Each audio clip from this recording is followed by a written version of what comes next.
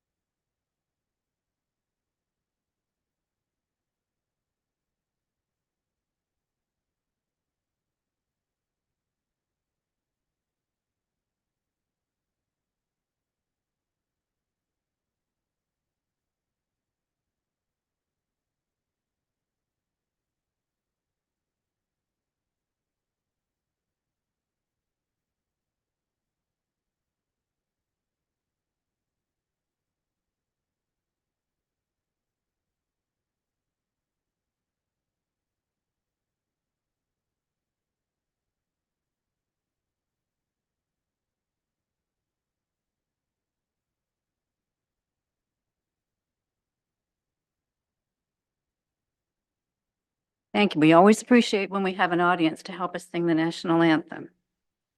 I will now invite Councillor Bell to read the land acknowledgement. Thank you, Madam Deputy Mayor. We would like to begin by acknowledging that we are meeting on the traditional lands and treaty territory of the Saugeen Ojibwe Nation, which includes the Chippewas of Nawash Unceded First Nation and Chippewas of Saugeen's First Nation. We also recognize the Métis, whose ancestors shared this land and these waters. We extend our gratitude to all Anishinaabe and Métis peoples and their descendants, past, present, and future, who continue to care for and inhabit these lands and tend these waters. Thank you, Councillor Bell. And I would ask everyone present to join us in a moment of reflection as we ponder the business of today.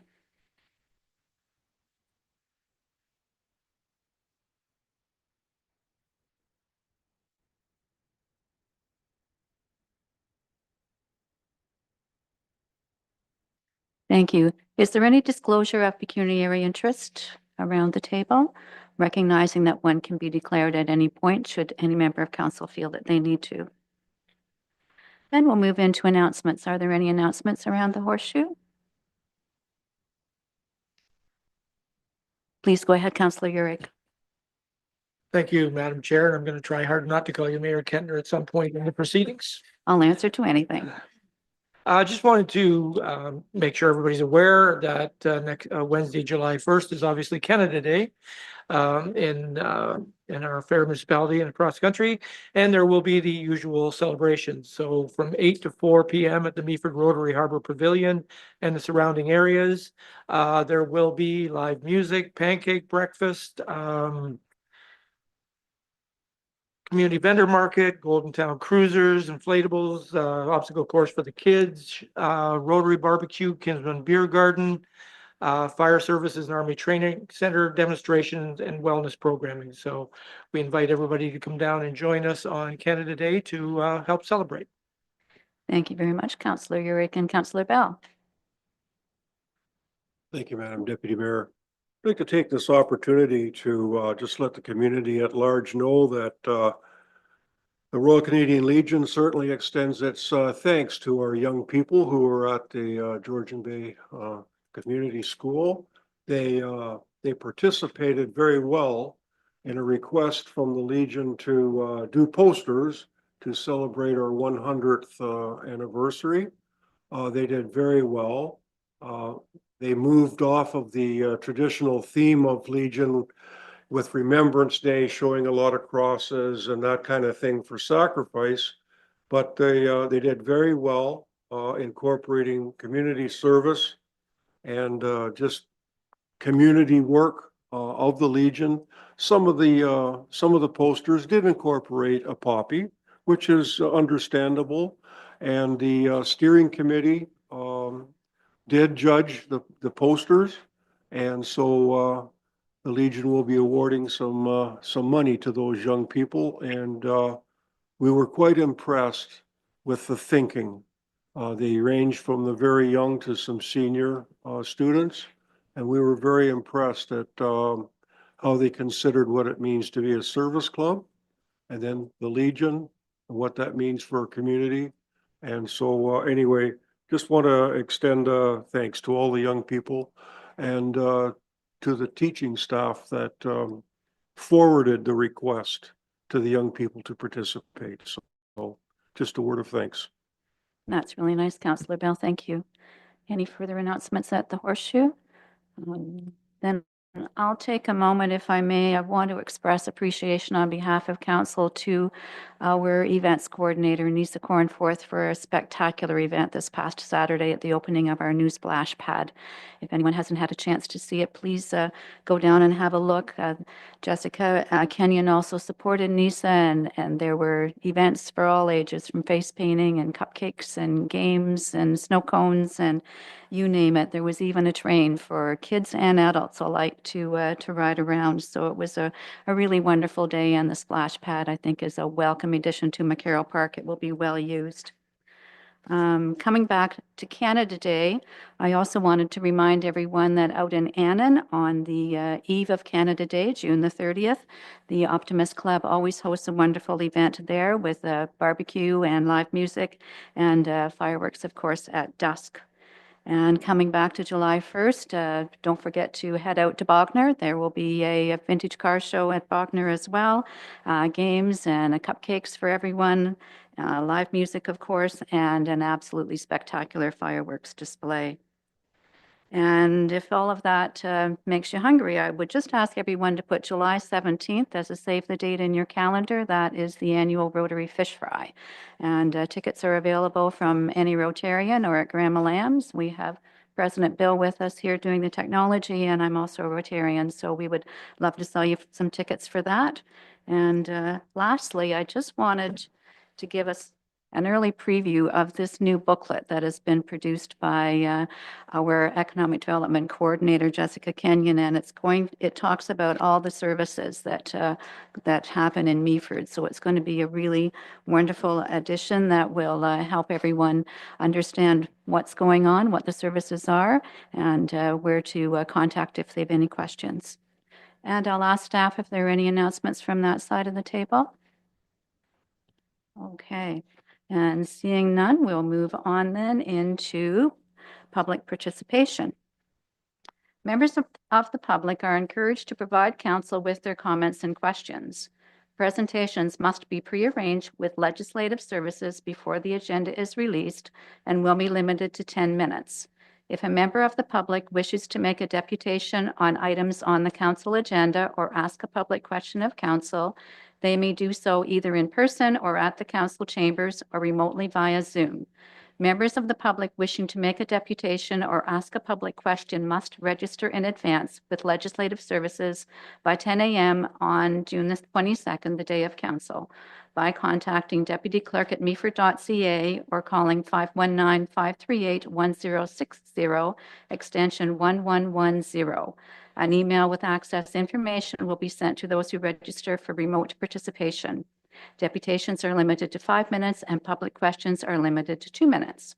The public may watch this meeting live via the Municipality of Meaford's YouTube channel at www.meaford.ca/YouTube.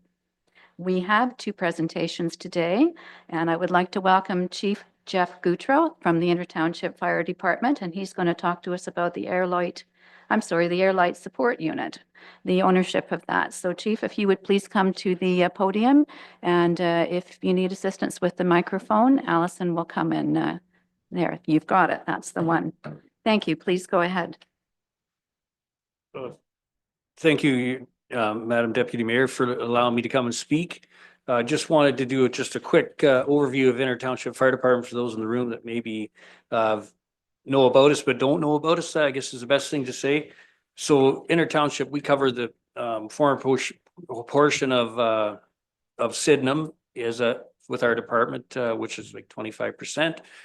But that 25%, you still get the 100% of the service. So it's, you guys are a big part of the Inner Township Fire Department. We're 43 strong, 43 members of the Inner Township Fire Department. And our department's set up in townships. So we have 4 separate townships we're set up in. So we have 10 in each township. So, and then there's Andy, my deputy fire chief, and myself that are full-time. So last year we ran 360 calls last year out of our station as well, just to kind of give you a bit of a tidbit and bit of information on your township fire. And if you ever have any questions, you're free to call the fire hall anytime you like. We're always there if you need to do more. So just to give you a quick overview of the fire department, this is the recommendation that went to the board with the truck. It's just for information purposes for you guys. It's with the retention of the airlight truck. We'll get into more of that as I'm talking here. And it's bringing that truck to our fleet. So I was asked by the board to come and present, just because it's a different piece of equipment, and the board members thought it was a good idea to come to the council and let everybody know what the truck's all about. So it's this airlight support unit. It's a specialized truck, and it can refills air bottles. So so our breathing air that we breathe, that truck it travels to the scene. We can fill at the hall. We support other fire departments as well with it. We'll go to anywhere. We've had it as far down as Arthur to support their fire department when they had major fires. So that truck is a big part. It supports training exercise. If there's another fire department doing a training exercise in the airfield, we can just support that as well. And we do have the ability, if cascade systems at other stations need to be filled that don't have compressors, we can go there. It's all like a fee for service. And the key feature is that this unit has a 6,000 PSI air compressor. So we fill like a cascade system with 6,000 pounds of air. We can fill bottles, and the compressor on board will fill these bottles.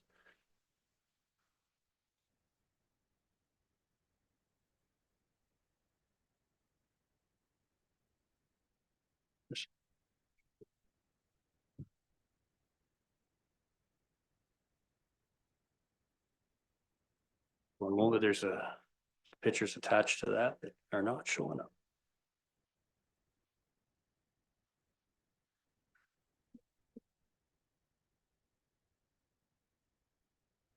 Not gonna work. Okay, so just a little bit about this truck. It's on a Freightliner chassis. It's which it's about a 5-ton chassis. This air compressor unit's on. It has the ability to fill 4 air bottles at a time. So when we do have the truck on scene, we can fill 4 air bottles at a time. It would have shown you the picture, would have been saying the truck's in amazing shape. But this, just to get a bit of history, the unit was donated by Bruce Power in 2018. And it was previously, it was donated to the Grey County Fire Chiefs, housed and maintained at our fire hall. So we looked after, manning it, getting it maintained, all the certifications. We had agreements with other fire departments in the county, as not only Grey County, but Bruce County as well, for so they could utilize that truck as well. They signed agreements, so we would, and it was a cost recovery basis. And it's been utilized 3 to 4 or 5 times a year sometimes. It's utilized by the neighboring departments for their support, whether it's in Grey or Bruce County. We have the ability to go where it needs to go as well. Now the ownership opportunity, the reason this opportunity has come in play is because Grey County Fire Chiefs are stepping back from the operation of it. ITFD, we've had it successfully operated this thing since 2018. We've got all our members are trained on it, how to run it, how to get the bottles filled. They can go to anywhere in our coverage area or out of our coverage area and support that vehicle. And the Grey County Fire Chiefs, in that they gave us, since we've operated this, have given us the first opportunity to take over the ownership of this truck. So we have experience operating, and we have policies in place. We have everything we need to do to operate this from our department if we are successful at getting this truck. So we're in great shape to and the truck already is in our township's name already. So there's no safety, there's no, we don't have to like do anything insurance wise. It's all looked after through our department now. So it's just a quick flow if it's just a name change more than what anything. It's benefits for it on scene, fills air bottles, faster turnaround times. What that is we don't have to commute to a fire hall, back to a fire hall to fill. The other departments in the county, they go back to their hall, they fill bottles, go back to the scene. If it's above their resources or a big enough incident, that's where they would bring the air light truck in to support. For most times they're running back and forth, which improves firefighter safety too, by not having to commute bottles. Especially you get into inclement weather and you driving in the winter time, trying to get from a farmer's laneway back into town to fill bottles, and you're putting people at risk too, just for the safety aspect. And it's great support during long incidents. You're freeing up bodies instead of having 2 or 3 people filling bottles, transporting them. They're actually your boots on the ground doing the work that needs to be done, because we need the bodies to fight the fires as well. And also reduces downtime during training. If we're training and we need bottles filled, the truck's there, we can fill bottles. Or if there's another department doing a big training exercise, needs bottle fills, saves them from, breaking down or having to pull people out of an exercise to fill bottles. And it helps the firefighters stay on the scene and remain ready for emergencies as well. So if we keep the bottles filled, and if they get another call, they have the ability to go to that call because their bottles are filled. And just why not use a pickup? Well, the ASU, it fills air bottles directly at the scene and immediate access to breathing air. If you're out of air, that truck's there, you're filling bottles. We can fill 4 at a time. And it's just, you got that resource right there. And it's designed just for the emergency. It's there for emergencies, and it's safer and more efficient. You're not having to put people going up the road race or like in pickups, which time is of the essence as well. So they're not having to race and get from one scene to the other. It's safe. And pickups, they require transporting bottles. Transports of dangerous goods now with transporting cylinders is getting more stringent now. So you have to really be careful when you're transporting bottles, and delays refills, like by the getting back and forth, and it increased fuel and staffing demands on your vehicles, and reduces the efficiency operational wise, because you're pulling bottles out of service, pulling people out of service, where it's nice to have those people right on the ground fighting those fires, or that's what we need. The current status of this air light unit, it's in great condition. It's serviced annually. Tires were placed in 2022. It only has 39,000 kilometers on. Bruce Power, it was from Bruce Power. That's the way it came. It's safetied annually as part of our fleet.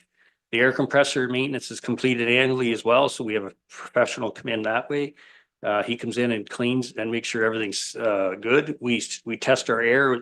They ship bottles in. We can test our own air and send it away. So the air is certified and comes back with a certificate. So it's good breathing air. And in the package, you'll see that the service technician confirms the compressor can provide reliable breathing air for many years. He's went through it.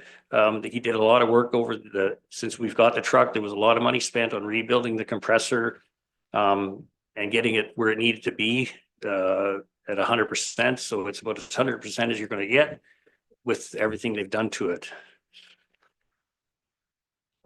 Without the light unit, ITF, we need to consider a permanent fill station though. So a cost of a fill station is about $100,000 to get a fill station in our fire hall to fill our own bottles. The ownership provides the same capacity, like at a lower cost, because that truck is the cost is very low on for acquiring that. So that's where you're getting the savings there initially. And there's just kind of a quick breakdown of what the cost to operate that truck potential cost for that truck would be. So you're looking at about annual cost of about $12,000 a year.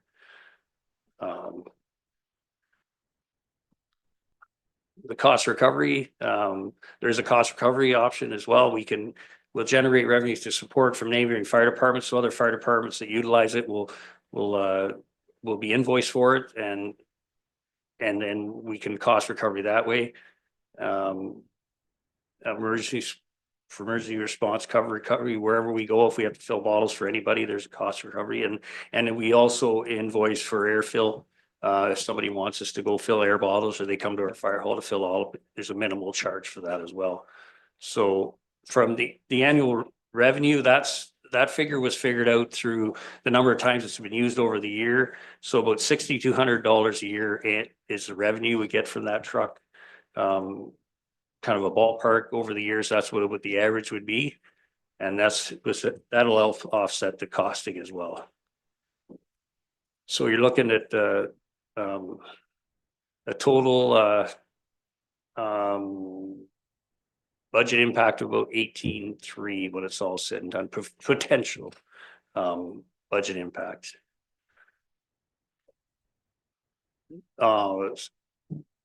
Long-term wise with this truck, when the vehicle, like when we get this vehicle, and the vehicle reaches its end of service life, there's potential to install that compressor in a new truck, permanently mounted at the station or mounted on a trailer and pull a trailer around. That's another option as well.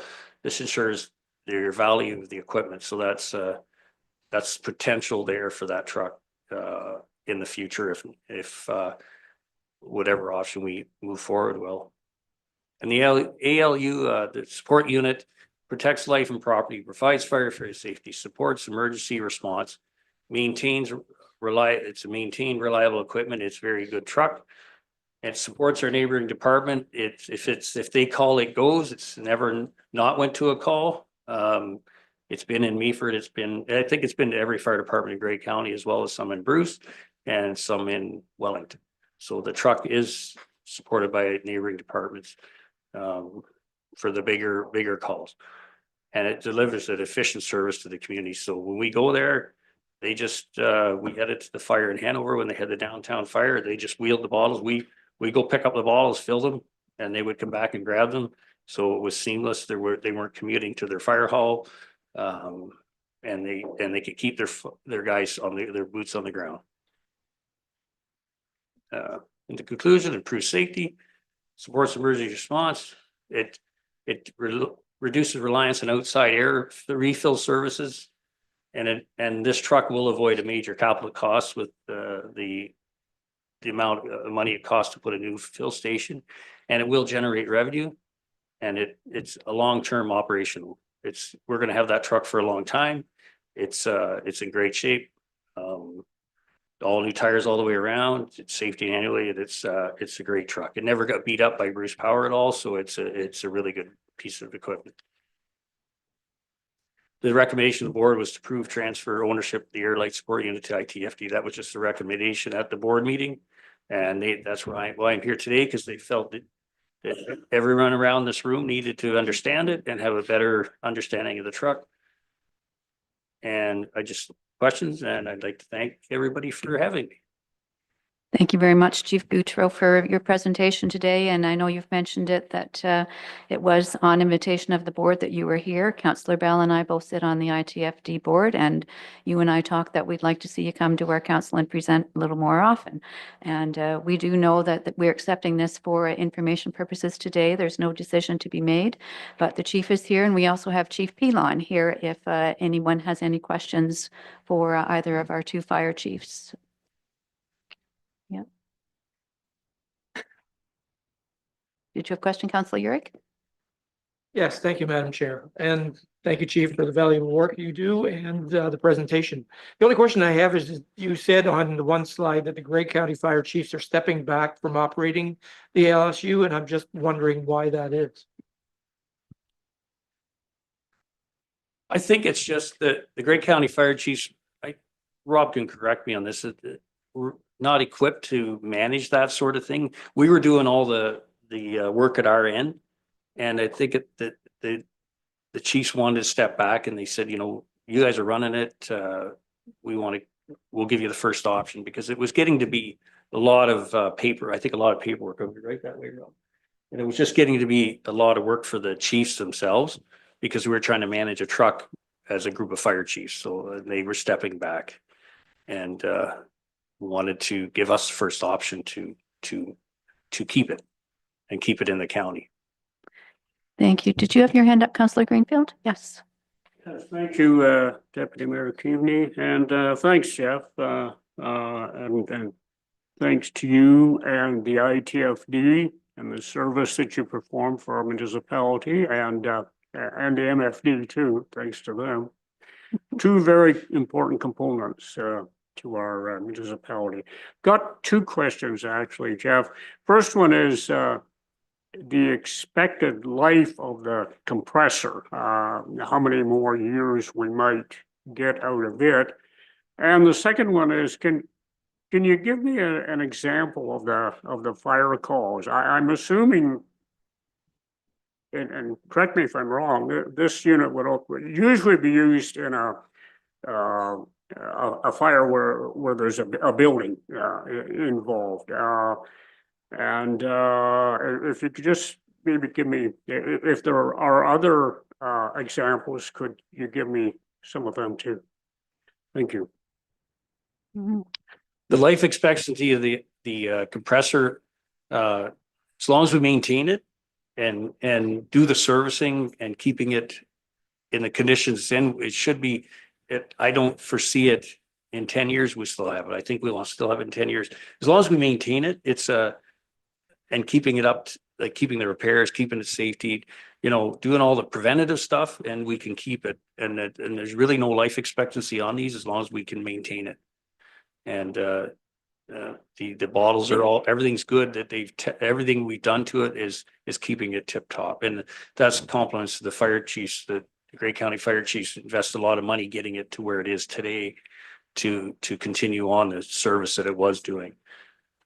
With regards to calls, with the incidents it's went to, it's been to like Chatsworth they've had a couple fires there, big house fires there where they've utilized it.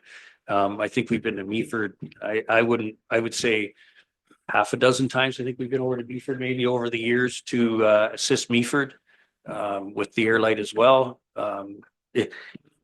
It's depending on the size of the fire. If they've got a smaller fire, if they know they're not going to use a lot of air, they're not going to utilize us. But if they get into something where they're going to be doing, like they're in the smoke a lot, they will utilize us. It's been to Chesley, it's been to North Bruce Peninsula 3 or 4 times to North Bruce Peninsula because they struggle with air as well, getting bottles filled.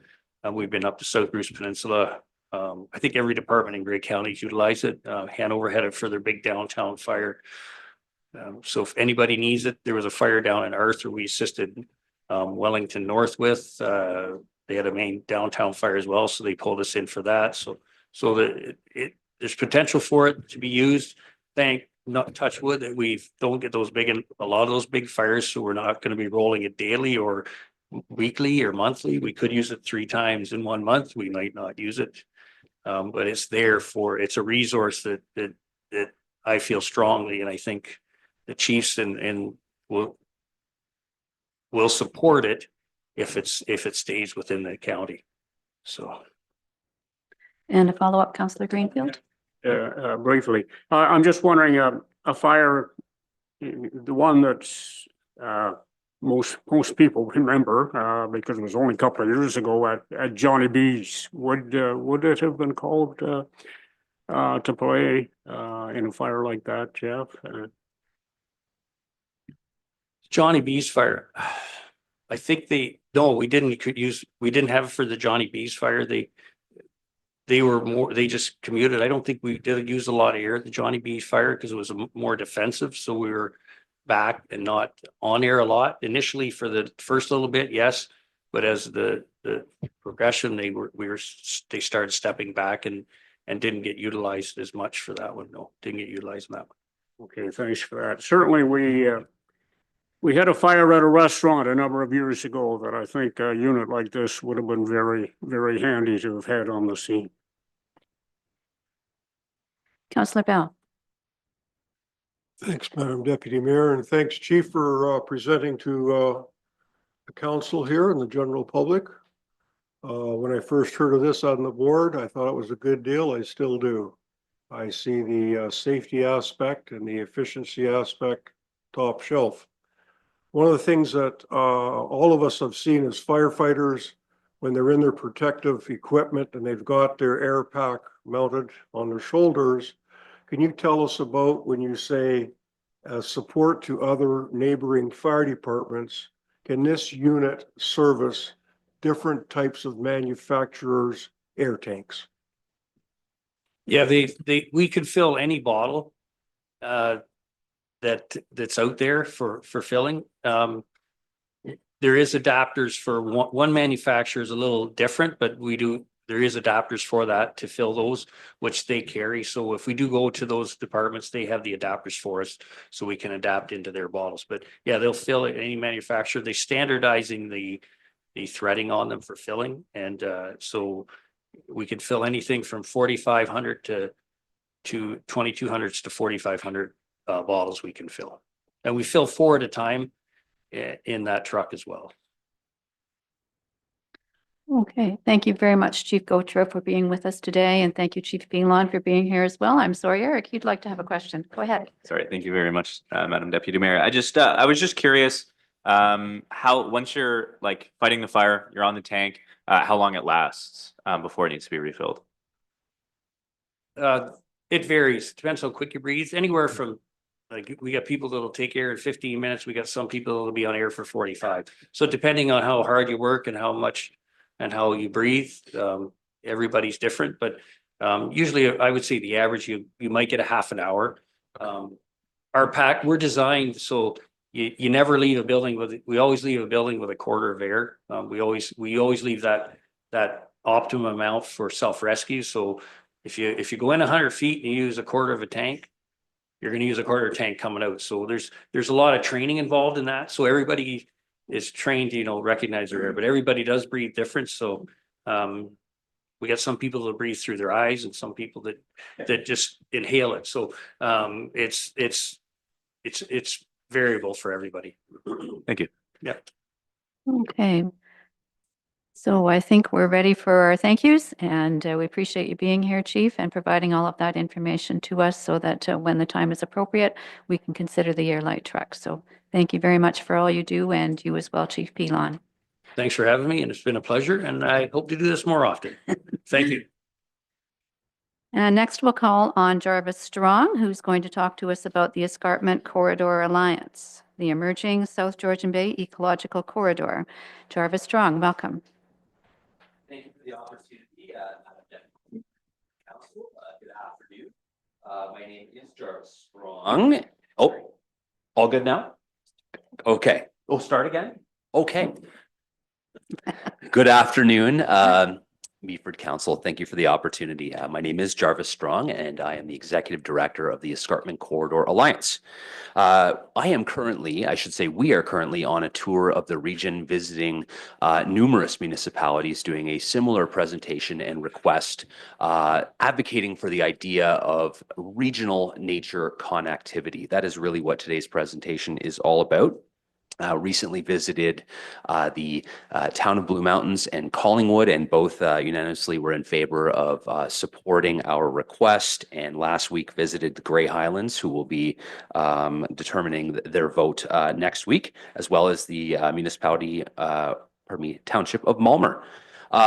Visit today is very timely. We had a big announcement from our Prime Minister in late April about the Force for Nature strategy, in which the Canadian government has ratified their commitment to protect 30% of lands and waters by the year 2030.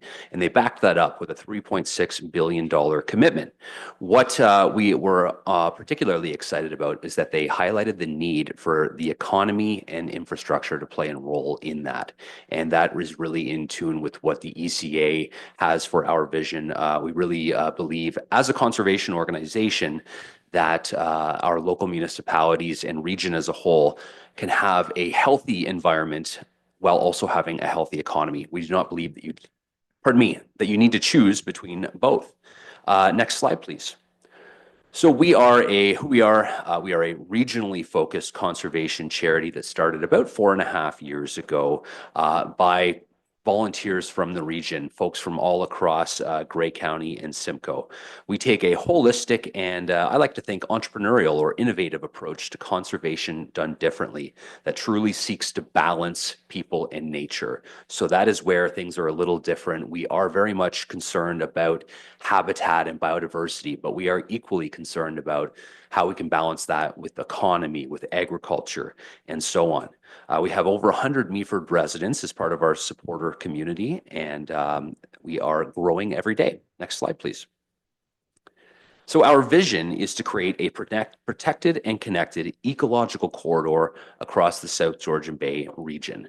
And so a corridor is really a network of natural spaces where people and wildlife can move freely. Natural corridors already exist but are not protected. We recognize that our region has recognizing that our region has this emerging corridor is the first step to this process that is part of our vision. Next slide, please.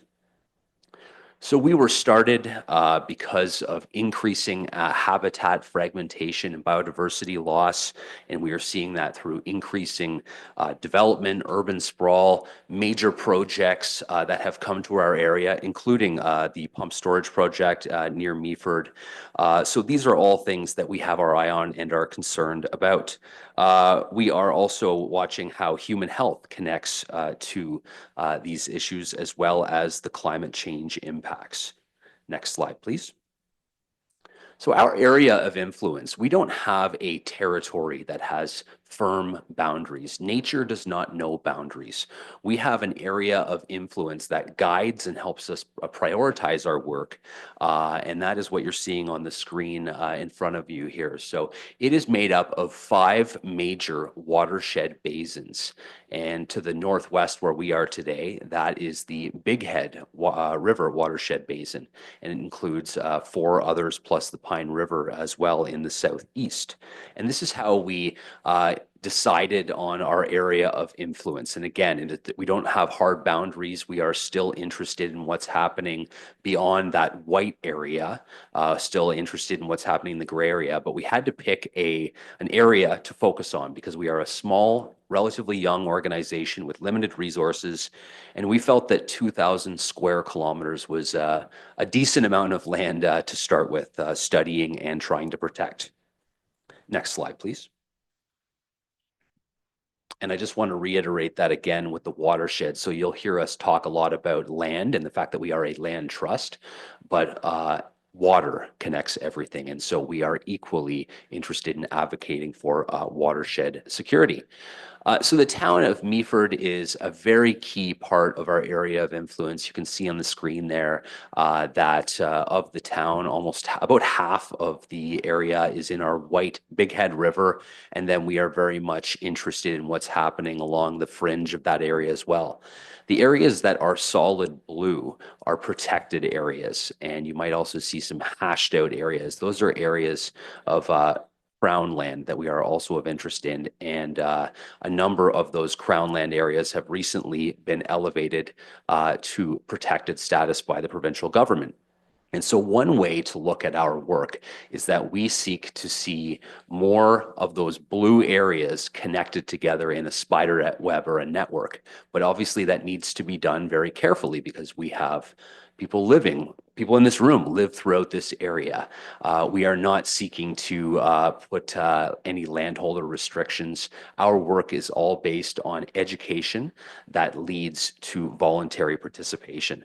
But what we're trying to develop is truly a mosaic because we've got lots of places of business, residents, over 60% of that 2,000 acres I mentioned is agriculture. And so agriculture plays a huge role, and we are very much exploring that intersection of conservation and agriculture and how we can support farmers, be allies. Many people in the room will know that Ontario is losing about 300 acres of farmland a day on average, which is a huge concern. So while we are first and foremost a conservation charity, if we do not have that food security and protect our farmers, we are no further ahead. So they are both of huge importance to us. Next slide, please. And so just a bit more of a zoom in on the Meaford area, and you can see some of these colored areas, which very difficult to read, of course, on this slide, but showing some of the areas of natural scientific interest, areas where there are species at risk and so on. And so the whole region is really a hotbed for biodiversity and wildlife, and we hope to help protect and connect more of that. Next slide, please. So after our first 2.5, 3 years where we were focused on awareness, education, and scientific data gathering through our geospatial study, which was that watershed basin map I showed you, where we looked to build a scientific case for support to verify that, yes, there is both a need and an opportunity for these protected corridors. Last year, we expanded into more of an action gear and became a regionally focused conservation land trust. Now, the Meaford area has had land trusts working in it for decades. The Bruce Trail Conservancy, the Escarpment Biosphere Conservancy, and a few others have been doing amazing work, and we seek to help amplify what they're doing. We did not become a land trust to try and acquire more land for the ECA. We became a land trust so that we could help advocate for more private land being protected in the area, whether that's through the Bruce Trail or others. And so that's really the name of the game for us. So we now have 2 nature preserves in our region, and we are currently talking with numerous Meaford landholders who are interested in discussing the idea of donating land or doing a conservation easement. Next slide, please. Ecological corridors benefit towns in many ways. Ecosystem services, including flood control and carbon sequestration, and of course, nature-based recreation is a big one as well, and that's a big part of the Meaford and surrounding area. Protect Our Winters did a study in 2024, which showed that the outdoor recreation industry in Canada was second only to oil and gas at $101 billion. So we really do need to recognize that huge asset. Next slide, please. Bill 68 last year really highlighted the need for organizations like ours to try and support municipalities and act as a bridge between private landowners, residents, NGOs, and layers of government. As you'll be well aware, you are in the Gray Sauble Conservation Authority, which will soon become part of the larger Lake Huron Regional Conservation Authority, which will lump you in with about 80 municipalities and a total of 6 current conservation authorities. So we believe that we can help play a role to protect natural assets through that. Next slide, please. As I said, exploring the intersection between agriculture and conservation is hugely important to us. I know I'm tight on time, so I will say next slide, please. We are taking a very collaborative community conservation approach, which involves creating a lot of gatherings for people across the region to come together and learn about the need for broad-scale connectivity. Next slide, please. And we are well aligned to the town's strategic plan and official plan, some of the highlights being Meaford's desire to ensure sustainability through climate change mitigation, environmental regulation. I know that the municipality is doing a bit of a tree inventory right now, and conservation and natural spaces, pardon me, are a great way to strengthen community. Natural spaces help people be healthy. They help get them outside and feel connected to their communities.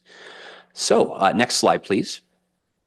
We do come with a request for your consideration today. I wasn't sure the protocol for your council, but our request is that council recognizes the importance of a broad ecological connectivity as a foundation of resilient growth, ecosystem services, and climate resilience.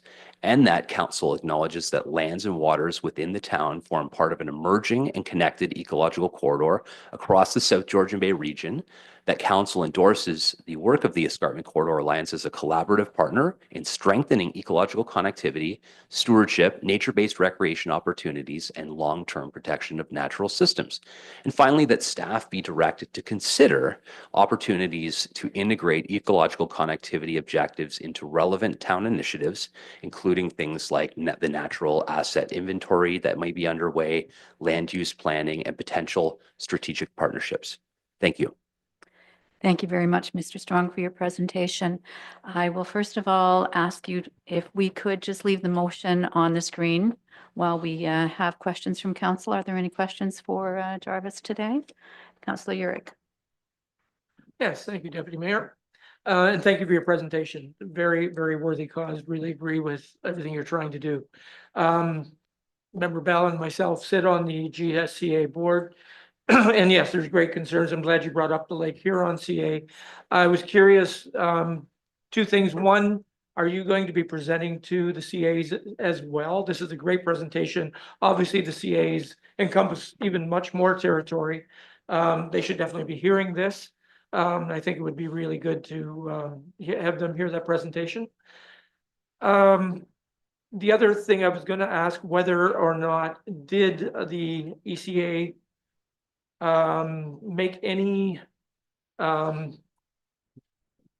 not presentations, submissions to the IAC.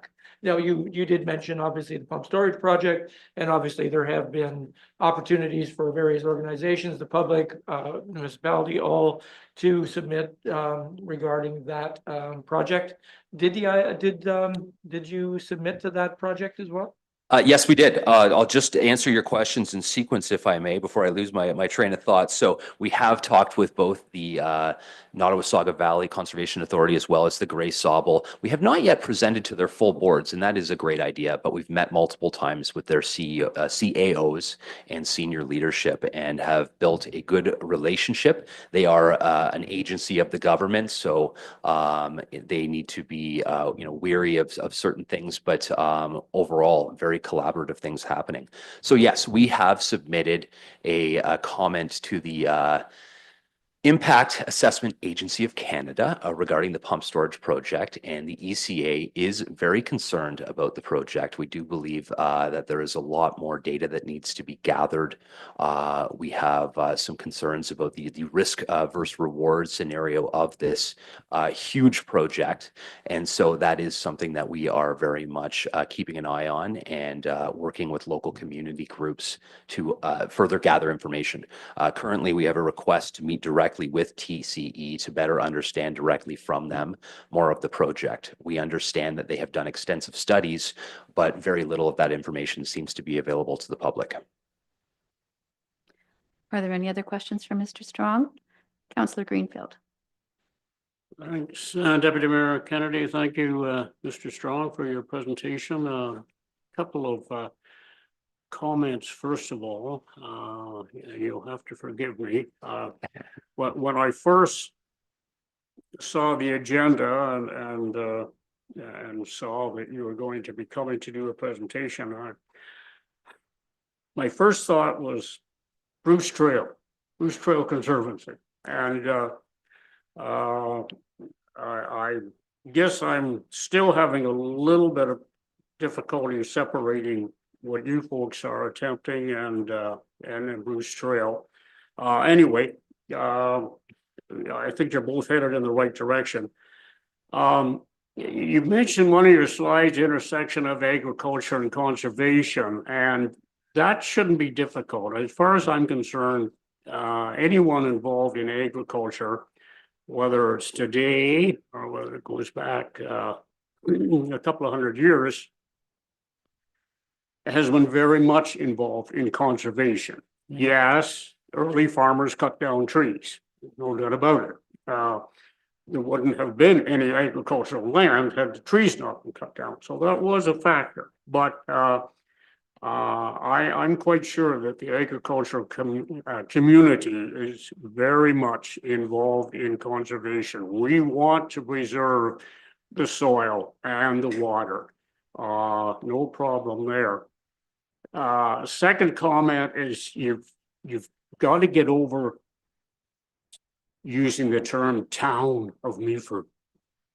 It's the municipality of Meaford. Pardon me. For a lot of our residents, that's a big deal. Your request for motion, I'm wondering if you could leave it with us, and I'm wondering if for our council members and our staff might be there might be some consideration of changing it somewhat. Would you be open to that? Are you dead set that this is how the motion has to run, or could we jig it a little bit to maybe more suit our particular purposes? Thank you. Great questions and comments, Councillor Greenfield. Absolutely. Please rejig it. It needs to be something that you believe in and that it aligns with the municipality. We brought that forward as a starting point to hopefully kind of, get the ball rolling, so to speak. The town of Collingwood did do a few tweaks itself. It's the key themes that we're interested in: the regional connectivity and the need for collaboration between NGOs and government. But that would be great if you would take it away for consideration. Your second comment, absolutely. Farmers have been providing great conservation and natural services for forever. Part of exploring the intersection of what that means is reaching out and making friends, making contacts with the farming community, so we can listen and learn about the perspective of conservation through a farmer's eyes. One thing we hope to do in the next year or so, and hopefully sooner than later, is to develop an agricultural advisory task force, and hopefully get some farmers, even better if they're Meaford farmers, on our board of directors. So that's part of that exploration of the intersection that I spoke to. And I apologize, could you repeat your first comment? Or if you wanted me to address it? Okay. Right. Oh, please, please. We appreciate your consideration of anything aligned with these themes. Thank you for that response, Mr. Strong. Councillor Bell. Thanks, Madam Deputy Mayor, and thanks for your presentation. You said about the area of influence that you currently have, and you said basically that that's a lot for you at this particular time, but you are looking for more, obviously. The major concern to Councillor Uhrig and myself with the changes of the structure for the Conservation Authority, I don't know whether you've heard this basic punchline, but when it all gets formed together, it's going to be about the size of Prince Edward Island. That's a big chunk of territory. And our concern is that the things that concern us locally are going to be lost in the magnitude of the whole thing. And if you can help in a way to make sure that the things that have already been established, those areas that are already important to us, and if you can help guide through that, power to you, because we really believe bigger is not necessarily better. And this is one of the areas where the whole Grey Salvo Conservation Board, we've really been concerned since it first came out that what's it going to do to us?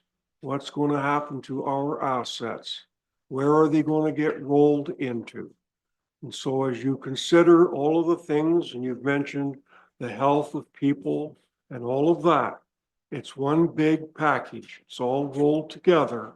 So if you can help with that major structure coming down from the province of Ontario, I know Grey Salvo and all the other conservation authorities have spoke out basically against it for some of the reasons and more than what I've said.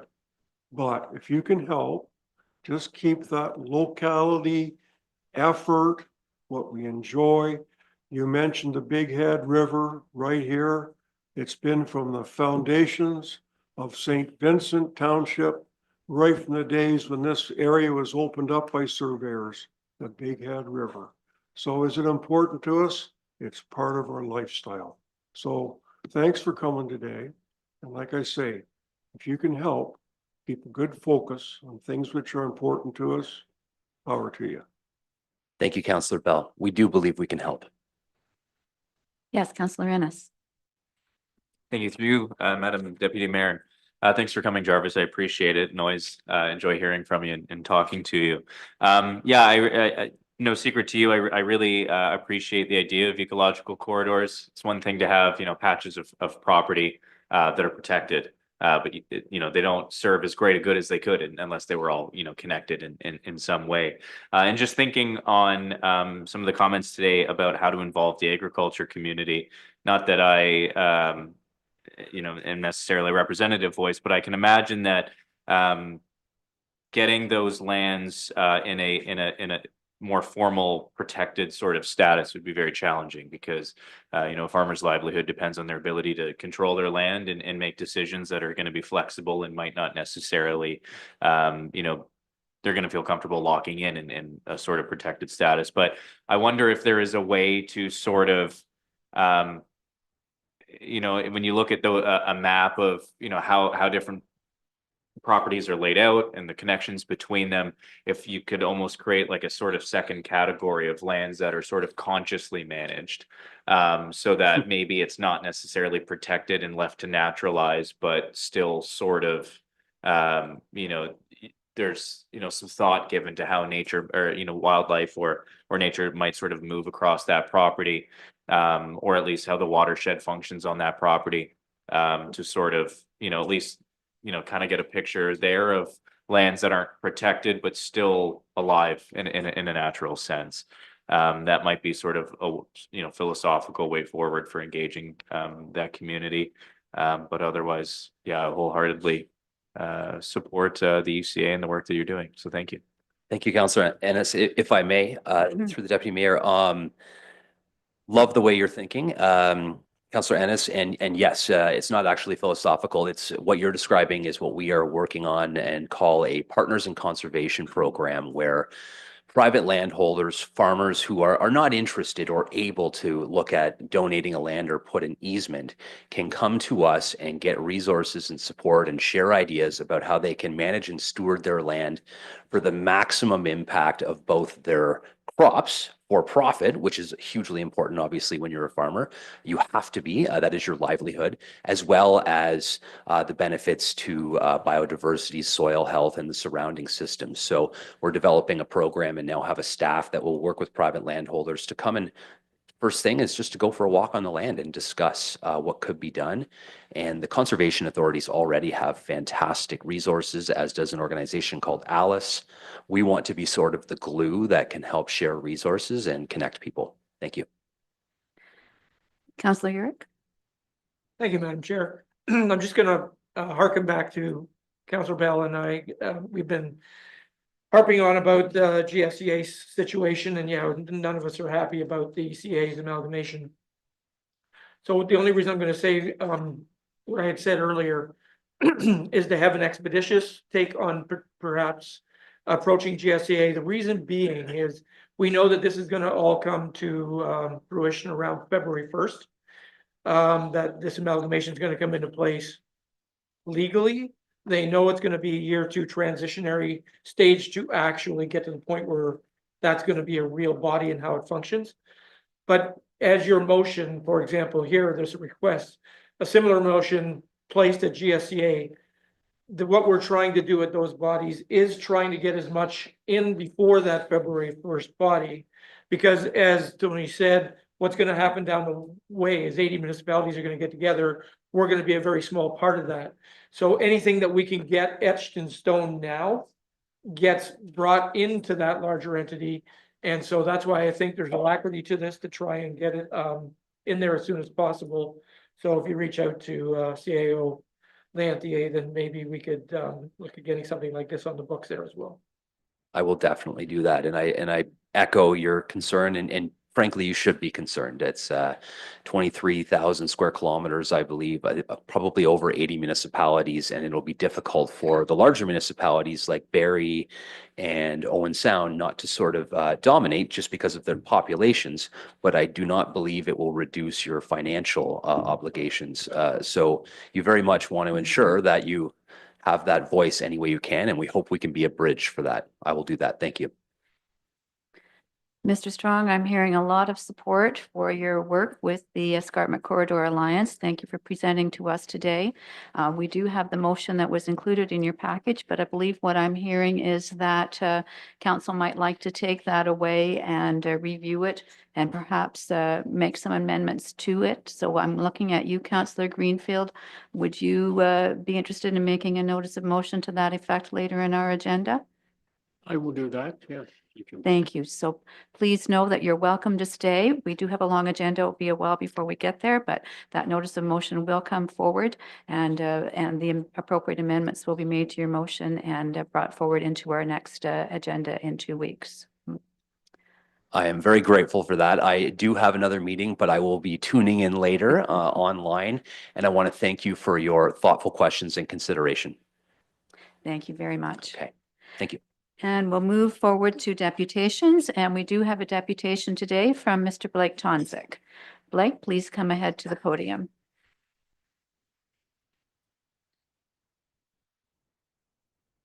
Just give this a minute.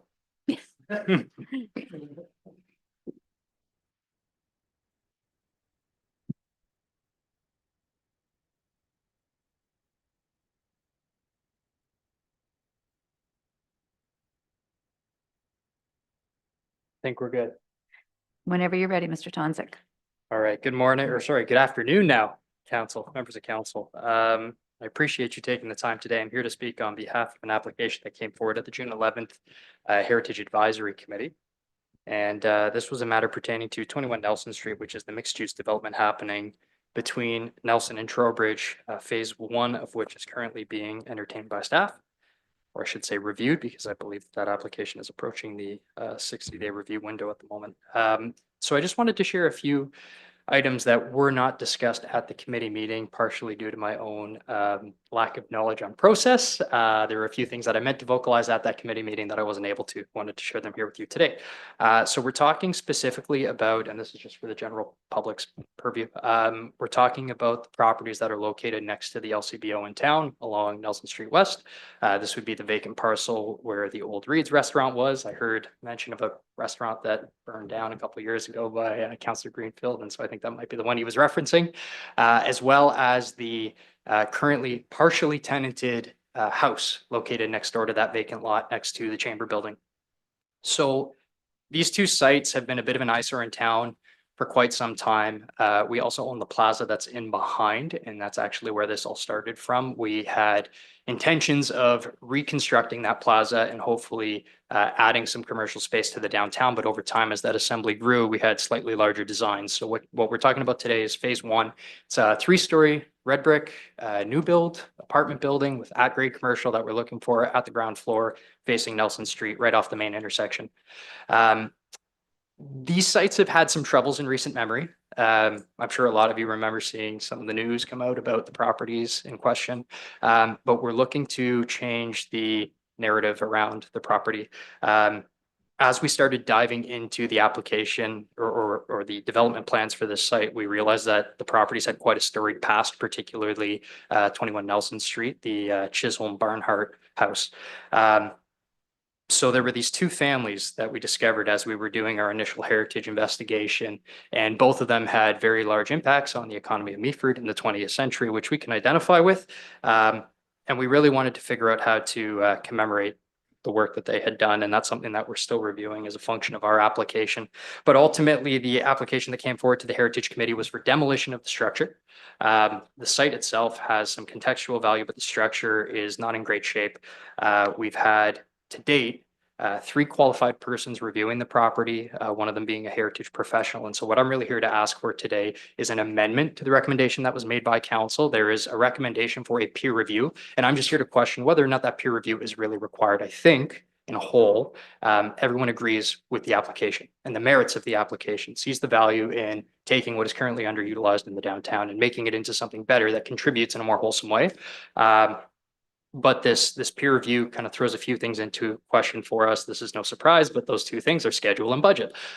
We had intentions of starting construction this year.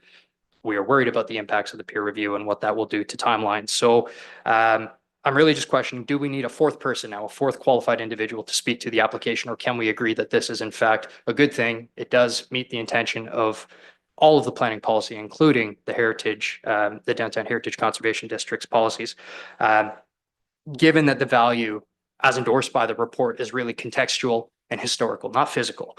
So that's really what we're focused on, is the demolition. Everybody agrees that the plan should proceed. The question now is, do we need a scoped peer review for the physical aspects of the plan, which aren't actually covered by, are not identified as heritage criteria. So I guess I kind of want to leave it with that. The value in the site in our mind is in the story, not in the physical structure. We just would like to proceed with the application and start figuring out how to commemorate what was there rather than taking longer to get through the process. There's two other items that were discussed at that committee meeting that I think are directly tied to this application, both the plaque program and the exploration of grants and subsidies for heritage and repurposing efforts. So that's where I would rather we focus the attention as we move through the subsequent processes like site plan and permit. Let's talk about how do we commemorate and make best use of the time to get some much needed housing in the community, get some new commercial space, and also to ensure that the heritage value of the site is not lost. And I would hope that this idea of representing the story of the town and commemorating what's been in the municipality is furthered by the work that we did at Station 87 and with some of the other applications that we're going to be bringing forward this year that both staff and council have seen come forward. So I'll leave it at that. If there's any questions, I'm happy to address them. And thank you very much for your time. Thank you, Mr. Tonzik, for being here today. And No as you problem. know, this council is very concerned about protecting and preserving the heritage of our community. So the information you provided to us will be really helpful when we consider the report later in the agenda. Are there any questions of clarification for Mr. Tonzik? Seeing none then, Thank you very much. thank you very much, Blake. We do have a public question today from Mr. Dennis Moore. Would you like to come to the podium? I just want the opportunity to question your votes. Okay. Okay, so no actual question today for council. Okay, thank you very much. Yes, Margaret. Sorry to interrupt, Your Worship. I just wanted to note that we did have somebody register at the start of the meeting, so we do have another deputation, I believe, who would like to, did you want to? Oh, it wasn't a deputation, it was a question, and all of my questions have been answered, so I withdraw. My apologies, that was withdrawn, so pretend I didn't speak. Thank you. Thank you very much. Okay, so next on the agenda is council inquiries. Does anyone have an inquiry for staff today? Councillor Urick? Thank you, Madam Chair. And I'm gonna, so not sure what's going on with the voice today. I apologize. I'll direct this to Director Carbert. Been a couple of comments just recently coming around about the William Croft Field washrooms. Just looking for some transparency on when that project might be taking place. We obviously did budget for the renovations of those. So if you could just shed a little light on that, it would be great. Thank you. Mr. Carbert? Yes, to Councillor Urick, through you, Madam Deputy Mayor. That project has been something that I've been working on since I started here, reviewing structural reviews and a couple of on-site meetings with myself and other staff. We, I think, have a bit of a game plan now that will allow me to proceed towards preliminary design. So we would be looking at a 2027 construction or rehabilitation project at the earliest. Any further inquiries? Councillor Greenfield? Thanks, Deputy Mayor Keaveney, through you to Mr. Everett. Our council and staff have discussed briefly about a traffic master plan, for lack of a better name, particularly in the downtown area, but perhaps for the entire municipality. And certainly the MTO would have to be involved in this. I did have a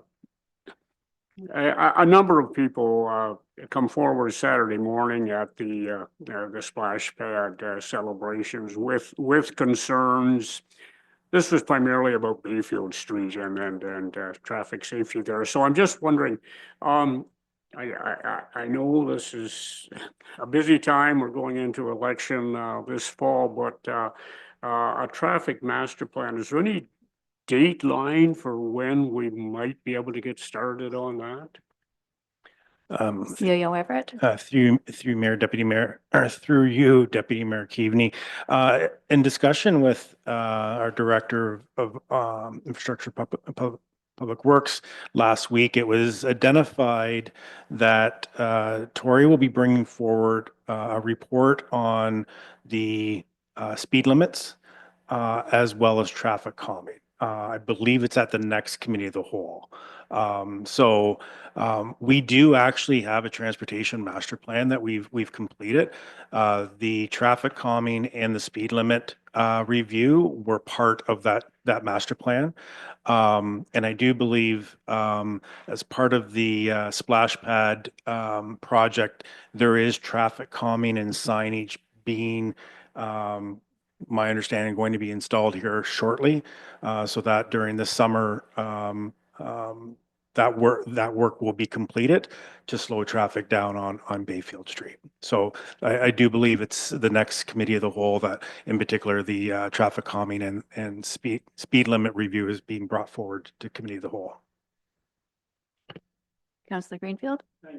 Just briefly, the traffic master plan that we have, I'm not sure how much involvement it had with bicycles and more recently e-bikes, and I'm just hoping that they can be considered going forward in any kind of a plan. Yes, did you have a follow-up, CIO Everett? Thank you, Deputy Mayor Keaveney.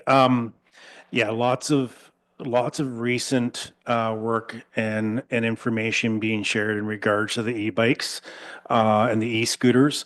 I do believe that we will be bringing something forward that takes a look at how we can control those. I think they've become something that they were never really intended to be, especially with the younger users. They're, in my opinion, not that it means much, they're essentially, a replacement of the little dirt bikes. And they're being used on sidewalks and quite frankly, I personally have quite a bit of concerns of how those are being controlled. It's outside of a lot of enforcement from a municipality perspective. I had good communications with OPP, and OPP are ramping up their social media campaigns and they are looking at ways of providing additional enforcement for those types of vehicles. Thank you. That's good news, CIO, and I'm glad to hear that the traffic calming for Bayfield Street is in the works. So are we understanding then that we'll see that report at our next council meeting and it will outline the procedures that staff are intending to put in place for the traffic calming? Through you, Deputy Mayor Keaveney, I don't believe there will be a report specific to the splash pad because there was actually a motion by council previously that requested that traffic calming measures were put in place for that project. Excellent, thank you. Any other inquiries? Councillor Urick? Thank you, Deputy Mayor Keaveney. I guess directed to CAO Everett. Just going to address STRs very quickly. We've had some comments, just curiosity about where that is, where we are in the process. It was very interesting to see recently that there was a court decision with Tiny where that association had sued the town because they weren't happy with the STR policy, and that has been quashed. So them quoting literally that towns and townships or municipalities are on the right path with instilling these various processes. So I'd like to know really kind of where we are, what we will see coming down the pike next and when, because it has been a little while since we've heard anything. So that would be helpful. CAO Everett? Through you, Deputy Mayor Keaveney. So staff have essentially went through the first phase of the STR registry, and have been provided with quite a bit of information as to those individuals, those property owners that actually registered their properties with existing short-term accommodations. Out of that phase, coming back to council and understanding where council wants to go with the short-term accommodation, there's one big question outstanding. Probably it's the biggest question as to, right now we have a maximum of 3 bedrooms that occupancy is based on. I think what we're learning is a number of short-term accommodations do have more than 3 bedrooms. So what staff had provided council previously was if we want to stay at 3, if council wants to stay at 3, we can move on to the next phase of, and just all short-term accommodations will have a maximum of 3 bedrooms. However, if council wished to consider expanding the 3 bedrooms, that requires more planning process. The key thing is moving forward. It does, my experience with short-term accommodations, it becomes hard to manage what happens inside the residence.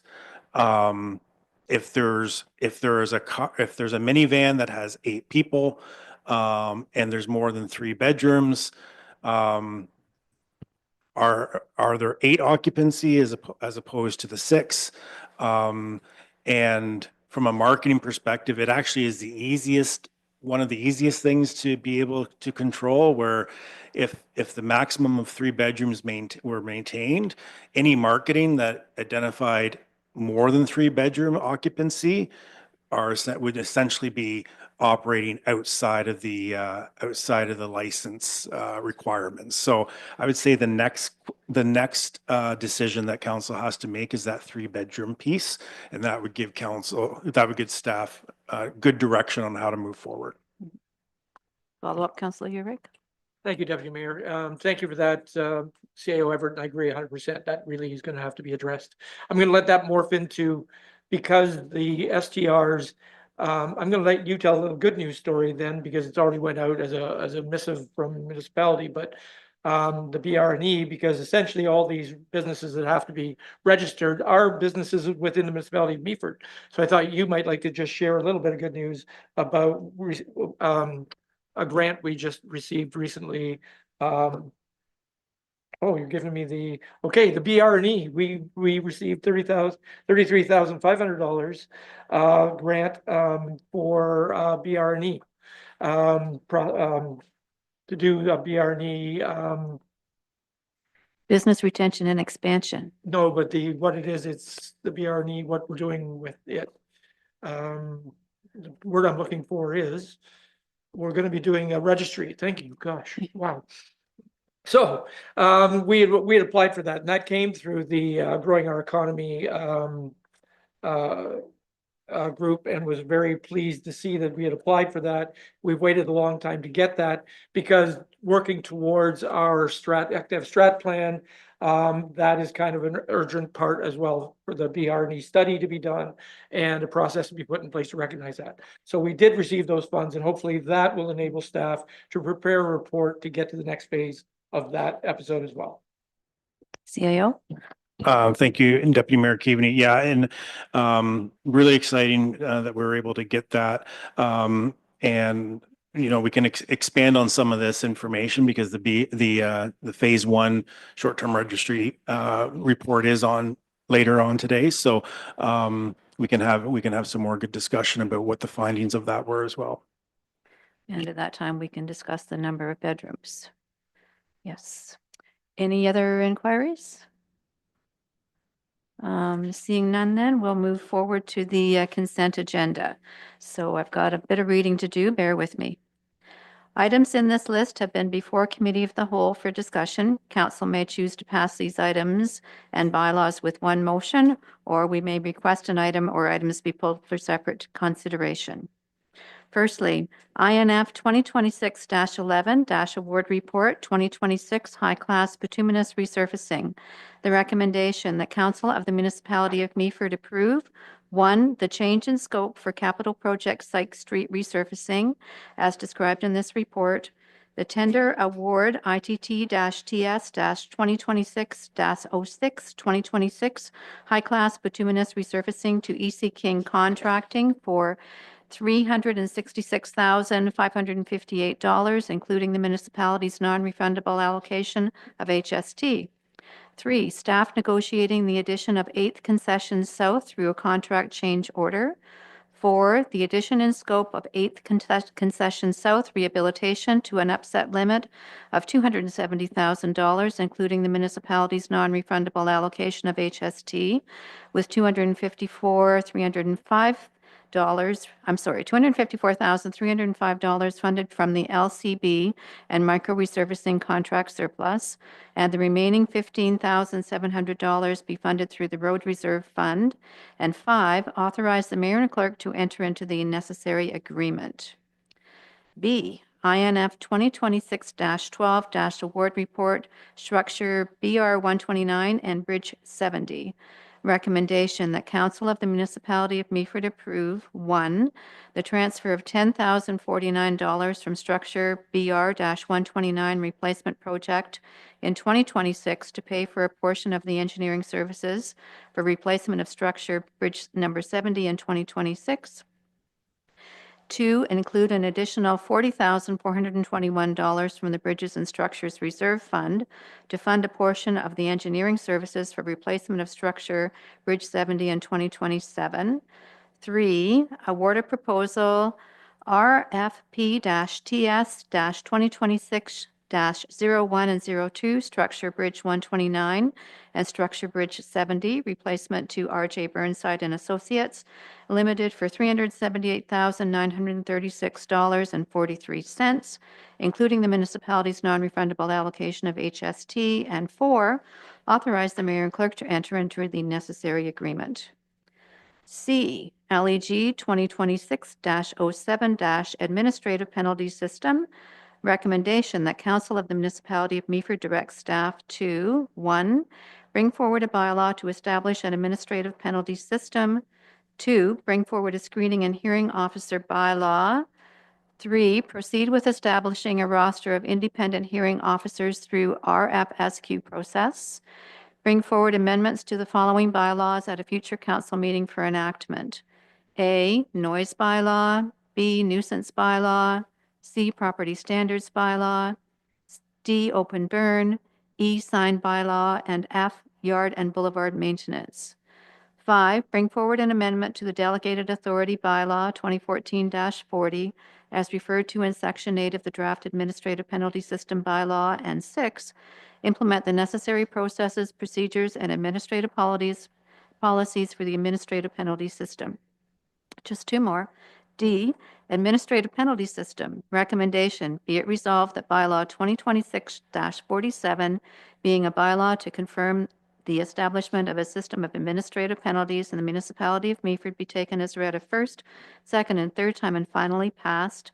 And E, recommendation for a screening and hearing officer bylaw. Be it resolved that Bylaw 2026-48, being a bylaw to establish the positions of screening and hearing officers for the purpose of administration of an administrative penalty system within the municipality of Meaford, be taken as read a first, second, and third time and finally passed. May I have a mover and a seconder to put all of those items on the table, please? Councillor Uhrig, and a seconder, please. Councillor Annis. Now, do we wish to pass those all together, or are there any of those reports that you would like pulled for further consideration? Councillor Bell.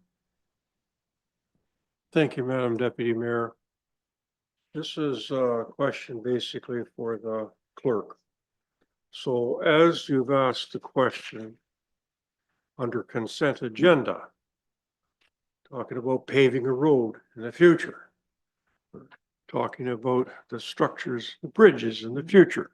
So today, a very large portion of today's council meeting is the administrative penalty system. So if we raise our hands to this, we've already got it in our package. So my question is, if council says no to item C, a good portion of today's meeting is sort of out the window. What does it mean when the question is posed to pass it? Because we've talked about this before, and that's why it's in our council's package. So what is the technicality of putting it here for consent? That's the question. Margaret? Thank you, through your worship, to Councillor Bell. If I understand correctly, this is, the consent agenda comes from reports that council has already heard at committee of the whole. Those items are then moved to consent, and we may have procedurally done it slightly backwards, but usually ask if there are any items that council wishes to discuss separately to the consent agenda. So should council want to further discuss one of the items that's just been read out by the deputy mayor, a member of council would just ask to discuss that separately. As for the administrative penalty system, this is sort of the deciding moment for that item. So should council wish to move forward with implementing the administrative penalty system, this is that moment. It can be done as part of consent because all of the pieces have been seen by council initially at committee of the whole, as well as a public meeting. But should council have additional questions or want some additional information, it would be appropriate to ask to consider that item separately. And I would suggest that items C, D, and E are then removed from the consent agenda because they're all really linked. So does that help to answer the question that you've posed, or could I offer something different? Thank you, Madam Deputy Mayor, and thank you for that. It's always good to be slightly confused. We got to get clarity on some of these things. So I appreciate that. And that's when you said this is the defining moment. So when the deputy mayor calls the question and we approve this, we immediately are going to be dealing with each and every item inside the agenda today. And at that point with those, we could make amendments on that. But as a general effort, we're going to proceed with an administration penalty system. That's what this vote would do. We're going to move forward with that in a totality. Margaret, go ahead. Thank you. And through your worship to Councillor Bell, that's correct. So there are a number of components that need to be passed as part of implementing this process. The report indicates that this wouldn't take effect until sort of mid-August is the full implementation because it is a very lengthy, complicated shift. So we've got a lot of moving pieces to get ready should council choose to move forward today. The main report outlines a number of different things that include adopting the bylaw, which is D. It includes establishing the positions of screening and hearing officers, which is E. And it also indicates which current designated bylaws would be included initially, which are contained in item D as well. There is going to be a subsequent delegated authority amendment to allow myself, the position that I hold, to have the authority to establish the procedures and policies and forms that are required to move. And that wasn't ready for this meeting. So that will come, I think July 13th is our plan. And then should council say yes, the additional piece that council will see is that we will proceed with is the procurement of hearing officers. So providing us direction to proceed with that. it's a big package and I do want council to feel comfortable with what is contained in there. So it is complicated and I'm glad questions of clarity have been asked. So. Mhm. Definitely, Margaret, because there are more items in this consent agenda than we typically see. So I want to, again, as you have suggested, be very, very sure that council is comfortable with each one of these reports.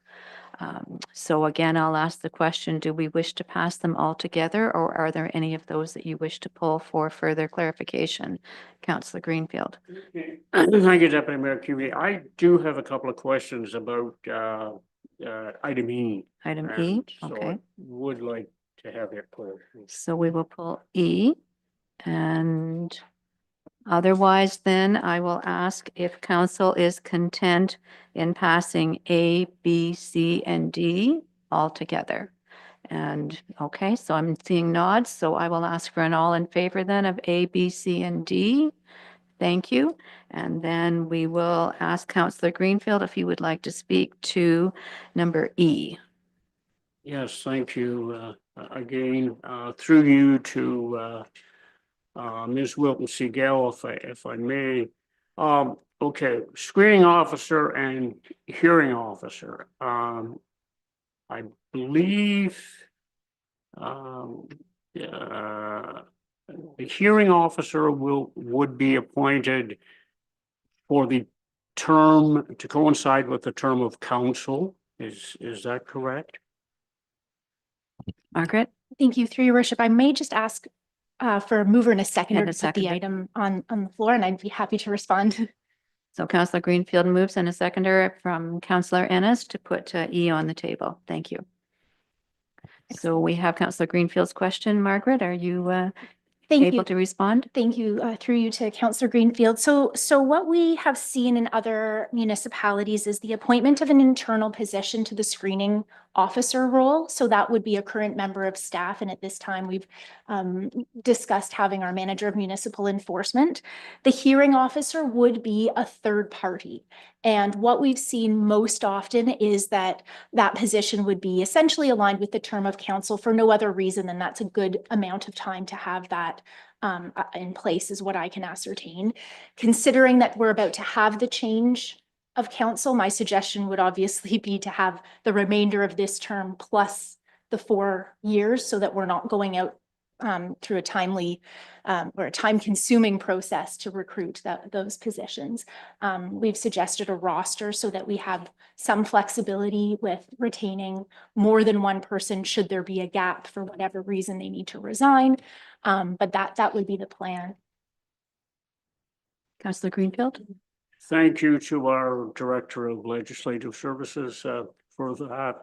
The hearing officer, can you give me a brief description of what credentials they may have to have? Are we looking at a paralegal, or can you give me any idea of what would be required? This is a person who has some authority, and I'm just wondering what all would be.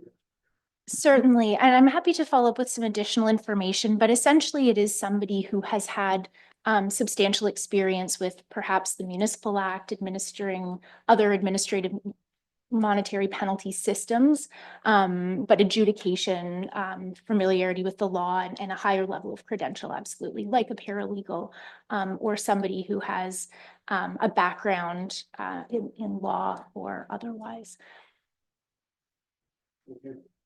Any other questions then on item E, the screening and hearing officer bylaw? Councillor Ennis? Thank you. Through you, Madam Deputy Mayor. I'm just curious about the screening officer. So I just want to understand kind of the process. If somebody isn't conforming to the bylaws and they're being issued the penalty, I'm assuming that they would be issued that penalty by the manager of municipal enforcement.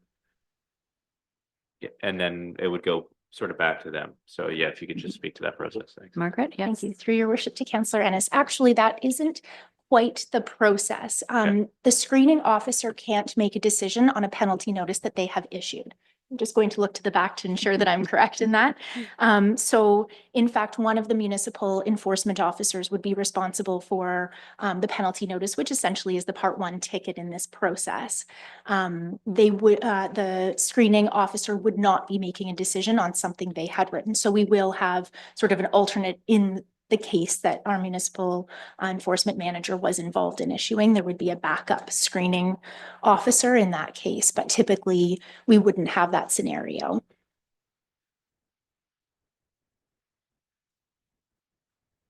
Follow Okay, up, thank you. Councillor Ennis. I'm just, I don't know, I'm just thinking about like my own sort of work status.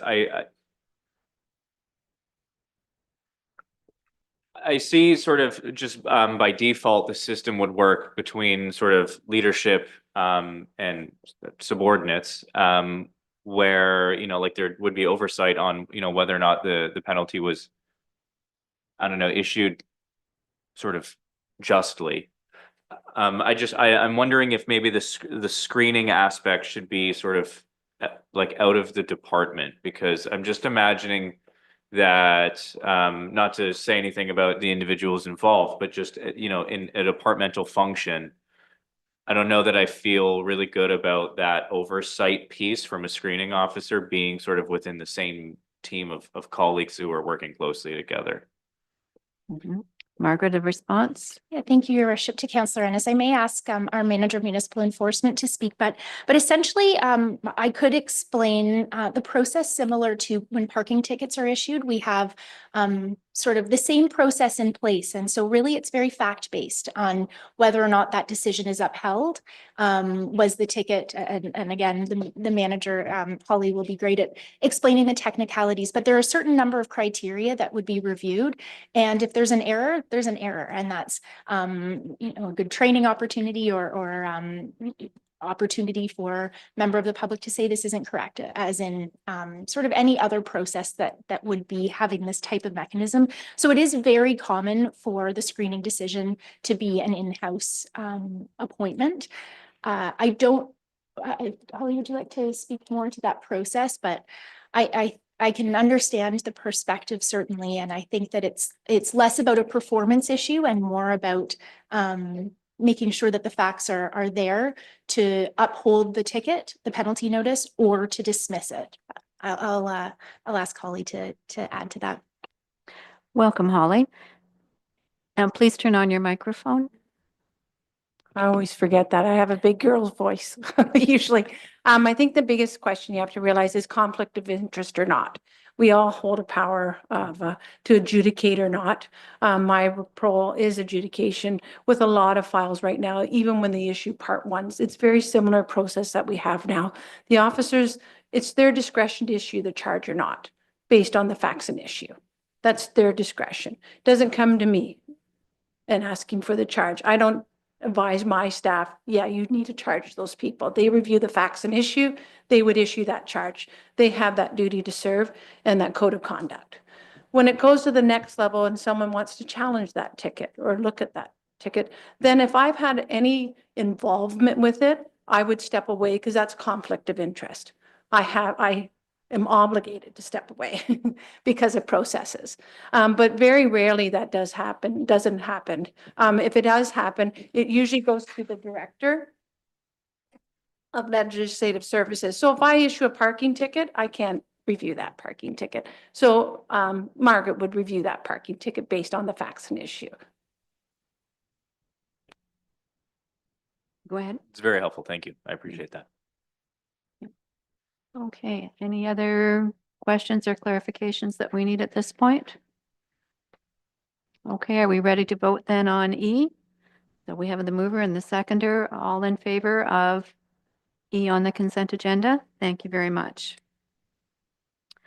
So we're ready to move into items for consideration, and I will ask council at this point, would you like 5 minutes before we move into the next stage of our agenda? Okay, 5 minutes. And we'll be back at 2:42.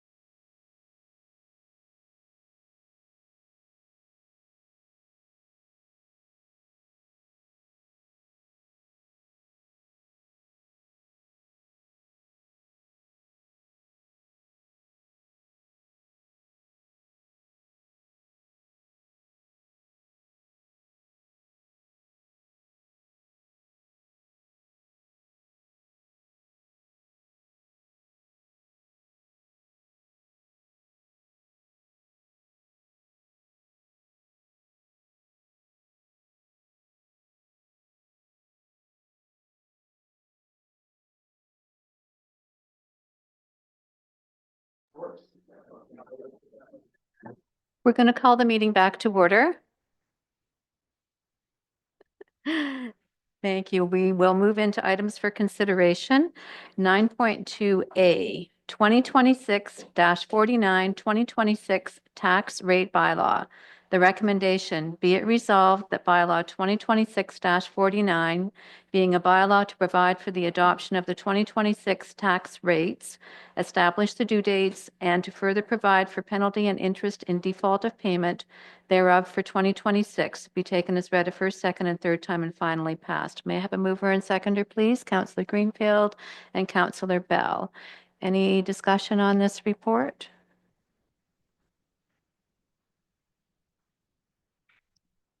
No, not seeing any. Then I will ask for an all in favor. Thank you very much. Item B under items for consideration, 2026-50 and DEV 2026-14 zoning bylaw amendment. Z01-2026, this is 279 St. Vincent Street. The recommendation, be it resolved that bylaw 2026-50 being a bylaw to amend zoning bylaw 60-2009 of the municipality of Meaford regarding lands known as 279 St. Vincent Street in Meaford be taken as read a first, second, and third time and finally passed. And this is the private college proposed at this site, the old GBCS building. May I have a mover and a seconder to put this on the table, please? Councillor Ennis and a seconder, Councillor Ennis and Councillor Urick, I believe. Yes, if I get myself straight here. Okay. Yeah, you've just been cloned. Okay, do we have any discussion on this matter? And I see that Denise is ready at the podium to take questions. And do you want to begin, Councillor Bell? Thank you, Madam Deputy Mayor. So on the motion that's before us, council votes in the affirmative to move forward with this. And I know there's been some slight changes inside about the number of buildings. Would they be allowed to move forward with the apartments if we approve this part? Denise, thank you. And I think it might be helpful for everyone if you just gave us a very brief overview of what the changes are now to this proposal, the yes, the number of parking spaces and the number of units and so on. Denise, would you go ahead? Thank you, Deputy Mayor. So I'm actually going to defer to Helena to do most of it, but I did want to note that the applicant had realized that we created, we have an error on the schedule. So the schedule itself says that UI zone is urban industrial. It's actually urban institutional zone. That's on the picture of the zoning map. So we've already made sure that we can update that accordingly. So that will make, that change will be made. So if council were to approve this, we'll make sure that that schedule's fixed. And I've let our GIS person know. So I'm going to defer to Helena to answer questions. I will be here as a backup. Helena and I worked on this file together as a team. So I will let her speak to some of the overview, and if there's anything that Helena can answer, I'm here as well. Thank you, Denise. Helena, over to you. And if you then could just give us that very, very high level overview of what the changes are to this proposal. Thank you, through you, Deputy Mayor Keaveney. Absolutely. So the applicant had originally proposed to rezone the property from urban institutional to urban institutional with exception, and had provided a list of permitted uses that they had proposed. And they also had proposed 79 residential units that were comprised of 3 residential blocks on site. So through revisions and in discussion between planning staff and the applicant, they are now proposing a condensed list of permitted uses in that urban institutional with exception zone and 1 residential block fronting on Eakin Street. And to answer your question, so if this is approved today, one of the exceptions is for that block on Eakin Street, that it would, if they go forward with the residential component, it would need to be severed off from the institutional use. So a holding symbol would be placed on that portion of the lands until such time. Mm-hmm. And you're looking puzzled, Counselor Bell. Did you have a further question? Counselor Urick? Thank you, Deputy Mayor. Thank you for the explanation. Yeah, looking through the report, so there are a number of subsidiary things that they could theoretically do besides the college they are trying to achieve. What I'm trying to glean here is they're still, their wish is still to create that trade school. So my question is, it would be a slight amendment to the motion, would be very much like we did with TC, because there are concerns about conditionality. Could we potentially do this as a conditional motion? So they are trying to get accreditation. They need the zoning to get accreditation. We're chasing our tail here. However, if we give them conditional consent to say, yes, we would do this, if they get accreditation, does that work in reverse? Does that still give them the teeth to be able to go and try and get what they need to do? My concern is, and I am not accusing the developer of a bait and switch, but there is a lot of concern about this property being something other than a trade school. So if we're holding them to that desire, could we make this a conditional motion that is incumbent upon them getting that accreditation to become a trade school, to make it, that way we're both happy. We're giving them what they want, they get whatever permission we need to do it. Can we do that? Denise?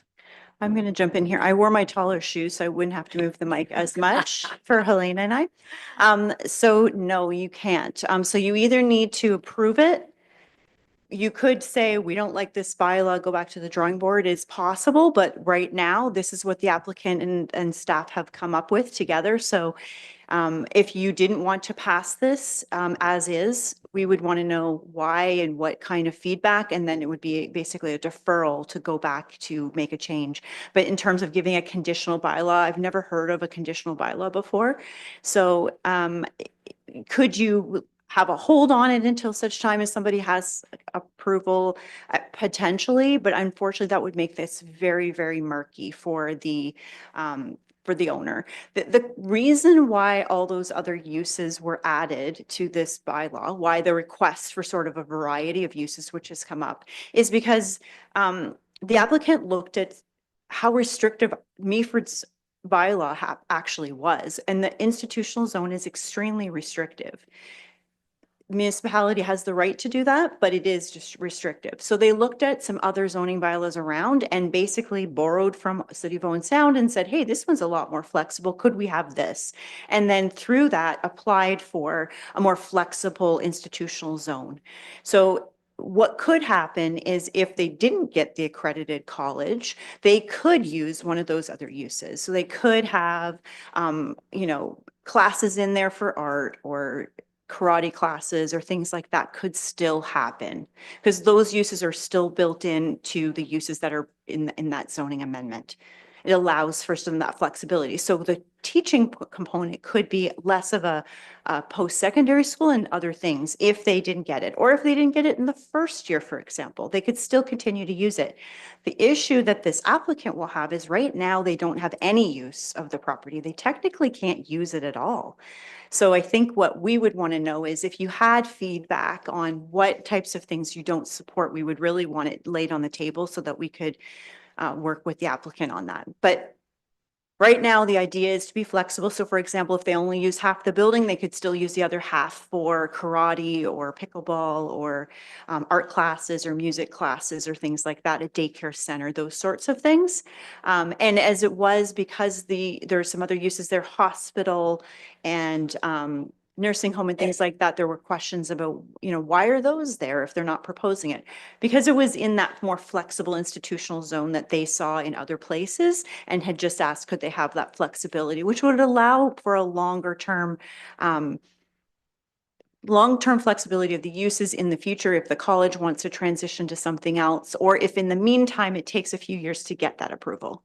Does that help answer the question? That's very helpful, Denise. Councillor Urick? Thank you, Madam Chair. Yes, it's helpful. So my thought wasn't that, no, it would be a conditional bylaw. Obviously, that's something that does not exist.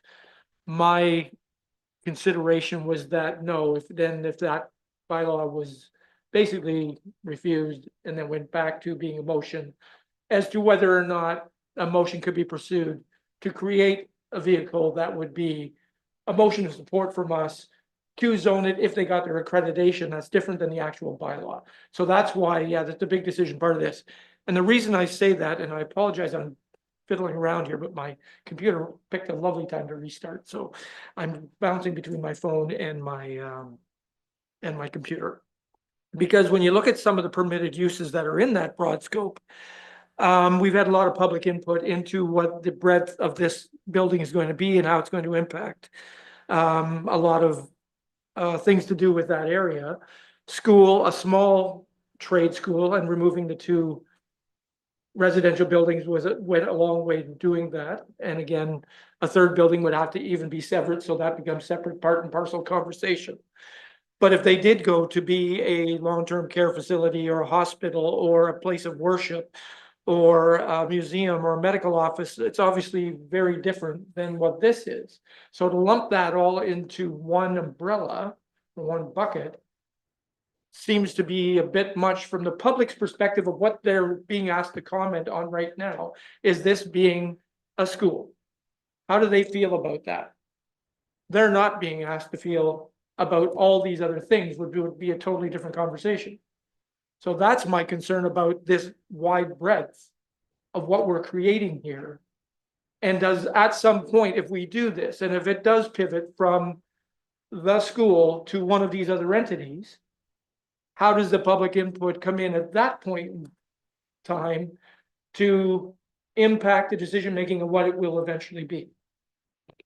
Denise? So the public, when we had the public meeting, was informed of the list of uses that were requested. So we haven't changed that list other than to scope them down. So we removed a few. So a couple of them were not supported by the public, and staff also questioned whether they made sense here, like crisis residence, which is a very unique item in Meaford zoning, for example. So we only left items other than one use that already existed in Meaford zoning bylaw and are already kind of considered institutional, like place of worship, hospital, nursing home, et cetera. And so we understand that in the future, this could transition, but that would be very different, very similar to almost all the other types of zones other than institutional. So in the C1 zone or C2 zone, there's a laundry list of different commercial uses. In this M1 or M2 zone, there's a laundry list of industrial uses. If an owner wants to convert to one of the other uses in their list, they don't have to go to the public because they have those already. So I think what the applicants trying to do is have something a lot more similar to what other municipalities do, which is have a laundry list of items where you could convert a school into a church or a school into a daycare center or some of these other types of uses. So that's the general crux of it. When we went to the public in May, we included all of those in the list. And I know there were many comments that talked about were some of those appropriate or not. And so everyone was well aware of the types of uses that we had at least in consideration. We wanted to remove the ones that would be less or be more likely to cause consternation down the road if we don't have the other tools in place to manage those types of uses. I remember those comments, Denise, and I think there was also a lot of concern about the parking and traffic and potential noise and so on. And so I'm pleased to see in the report the closure of the Aiken Street entrance. I think that should help direct traffic away from the busyness of Aiken Street. So that is a good thing. Further questions for Denise? Yes, go ahead, Councillor Bell. Thanks, Madam Deputy Mayor. So in effect, you're saying that they've had a public meeting, the public has been at a meeting. The proponent, if he's successful or they're successful at getting a college, that's what they kind of want to do, fine. If they don't, they can do some of these other things, which we're now being saying, if we vote on this, you can do these other things. So then I come back to one of the other things he wants to do is put up some apartments. And to me, I think you said, somebody said, they're going to have to do a severance. Did I catch that right? They're going to have to do a severance, which would mean a separate meeting and a separate decision on whether apartments are going to be allowed, yes or no. Is that clear? Denise? Through you, Deputy Mayor, that is correct. That is our recommendation. Okay, because Madam Deputy Mayor, being the old high school and whether the proponent can get a college thing and do that, to me, that's what they want to do it. The building of the apartments is a separate issue. And now that I know that that has to come back as a separate entity, I'm more comfortable. I wasn't comfortable if it was going to give them the green light to do that. Like, I consider those to be two major decisions. So knowing that this raising of our hands in the affirmative gives them latitude inside the building, because he may not, or I keep referring to him as him, because that's what I've heard, but the group that wants to do this, if they only need half of the building to do their college, what was mentioned, some of the other things that already go on can carry on, that he has latitude, right? So that's what that is. I feel more comfortable on that. Okay, Councillor Ennis? Thank you. Through you, Madam Deputy Mayor. Two questions. I'm just curious about the definition of community lifestyle facility. Is that like a rec center, or is that like a retirement home of some kind?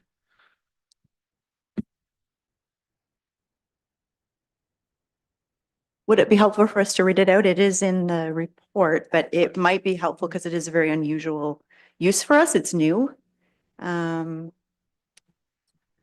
So it means a lot, building, or part thereof used for gatherings, meetings, and activities of a civic, educational, political, religious, social, cultural, athletic, amusement, or recreational nature, but does not include any other commercial use otherwise defined in the bylaw.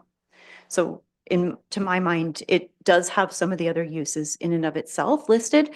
We stole it directly from the City of Owen Sound's use because that's what was requested and we didn't have a definition. So we absolutely have to have a definition for every use that appears so that we all know what it is later when there's a question. And we certainly wouldn't want to sick bile on anybody if we don't know what the uses are.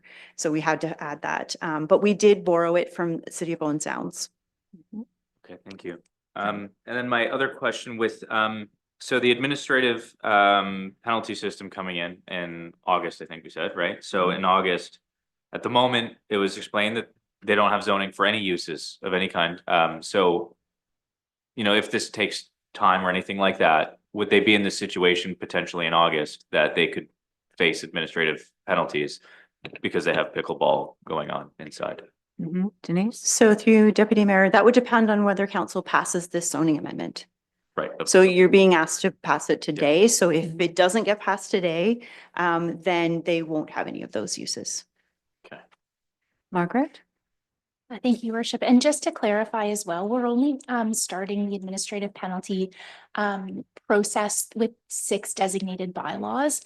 Zoning is an option being considered at the provincial level to be adopted into the administrative penalty system. But at this time, there isn't a bylaw to enforce zoning related matters. So that would come probably as a recommendation in the future when the province has fully implemented their level.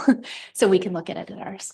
So then just also so I could Go ahead. understand potential consequences for them. Is there any potential consequence if we don't pass this today? Is there any potential consequence for them operating with not having the uses approved? I can answer that, Deputy Mayor. Denise, So yes. yes, there are potential consequences. So the zoning can be enforced through the Planning Act directly. We don't have to have the administrative penalty system to enforce it. It's just a little bit more onerous of a process, and we do handle those from time to time. Okay. Councillor Greenfield? Thanks, Your Worship, and thanks, Denise and Helena, for all the work you've done on this.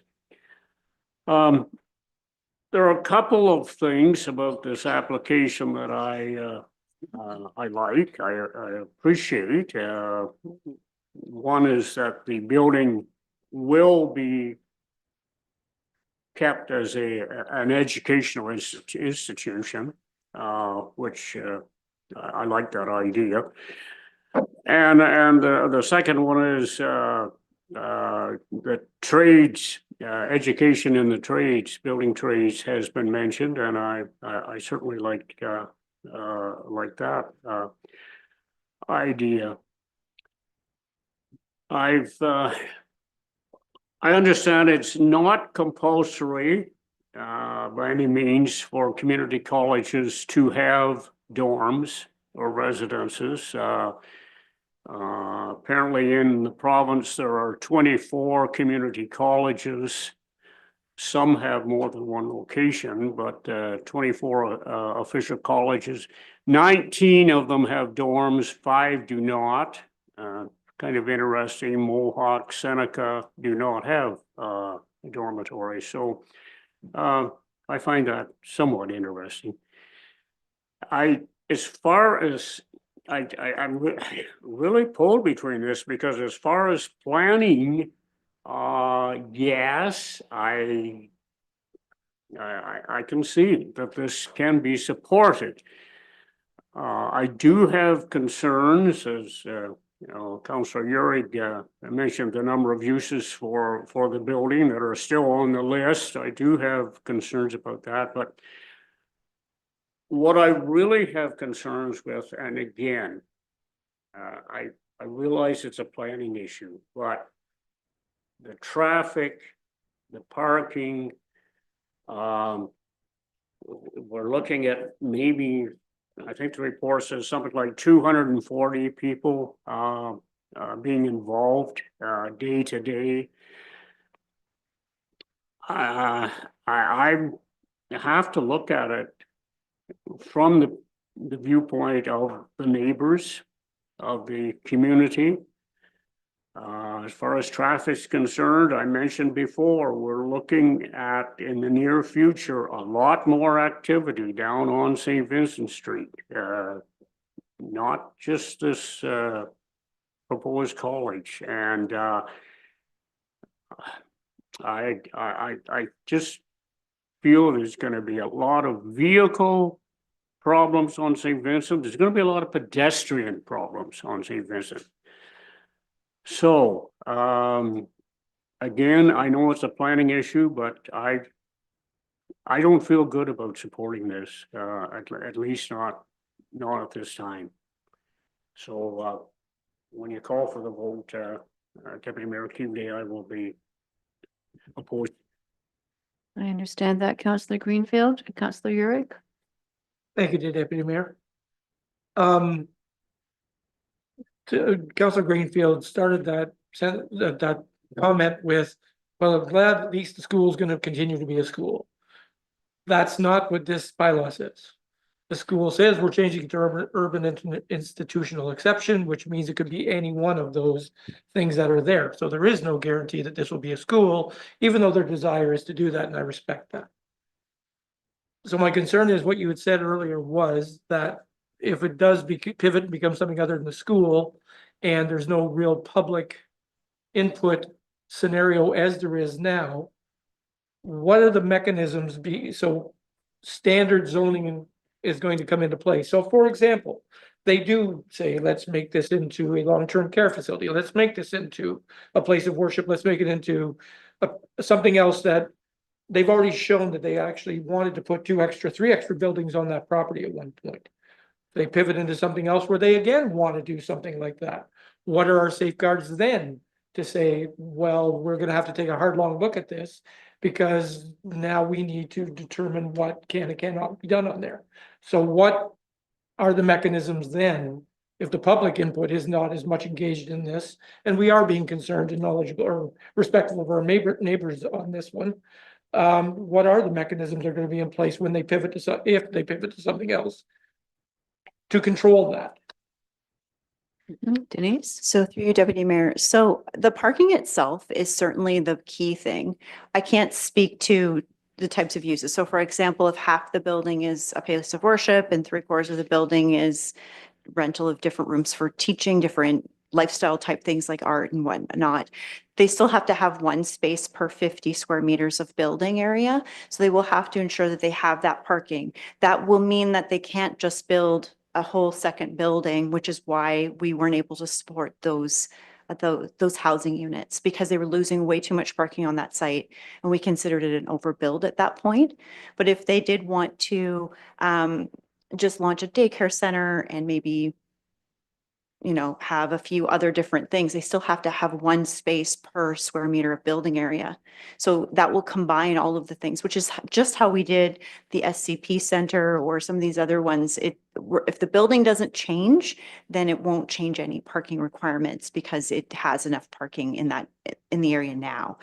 They may have to rejig it a little bit and add a few more spaces in some of the green space, but they do have the ability to provide enough parking for the building based on that ratio. In terms of safeguards later, I would hope that most people who had been participating were aware of those types of uses and were thinking about whether they object to the idea of a place of worship or they object to the idea of some of those teaching things, the teaching facilities that were more of that lifestyle nature, like learning a different language or art or activities like pickleball or jujitsu and things like that that have been already kind of proposed there. In terms of what would be the mechanism later, it would just be from a noise perspective, from a parking perspective, if there was a lot of cars off site that weren't expected there. This building is expected to contain all the parking on the site, not to be parking on the street, which has been pretty clear. If we had to deal with that later, we would certainly do so. But otherwise, I don't know how else to answer, just because a lot of zones have flexibility in them and people can switch to a different use. The hope is that normally things like parking and those sorts of things have a similar ratio in other uses as well. So in this case, the 1 per 50 square meters would probably be, I want to say like 200 and something. I don't remember off the top of my head spaces that they'll need, and they will have to, manage the site appropriately. So if I may just respond, the parking I could totally understand because I think that one's pretty cut and dried, and I think that's the simplest one to actually dictate. So I'm not really concerned about that. Let's say it's a hospital. So that's a very residential area for sirens and ambulances to be screaming in and out of, as an example of something that could be a concern to a residential neighborhood. Where our current hospital is, Ridge Road is a fairly main access to the main highway, as Nelson is to our corridor. This is a little different in terms of where it's situated. So if it's a hospital, that's fine with that kind of mechanism. Denise? So Deputy Mayor, if there's uses that folks, like anybody on council, are wondering about that they don't feel are appropriate, if we could just put those on the table to consider an amendment, we could consider that and come back at a future meeting without those uses, if that's what council wants to do. I think it would be just really helpful to know, is it like, are there other ones, hospital, long-term care facility? We can go through the list if that helps, because I think the best case scenario would be to decide on the bylaw as it is. But if that isn't possible, then I think the second best is to consider whether or not there are some uses that could be removed.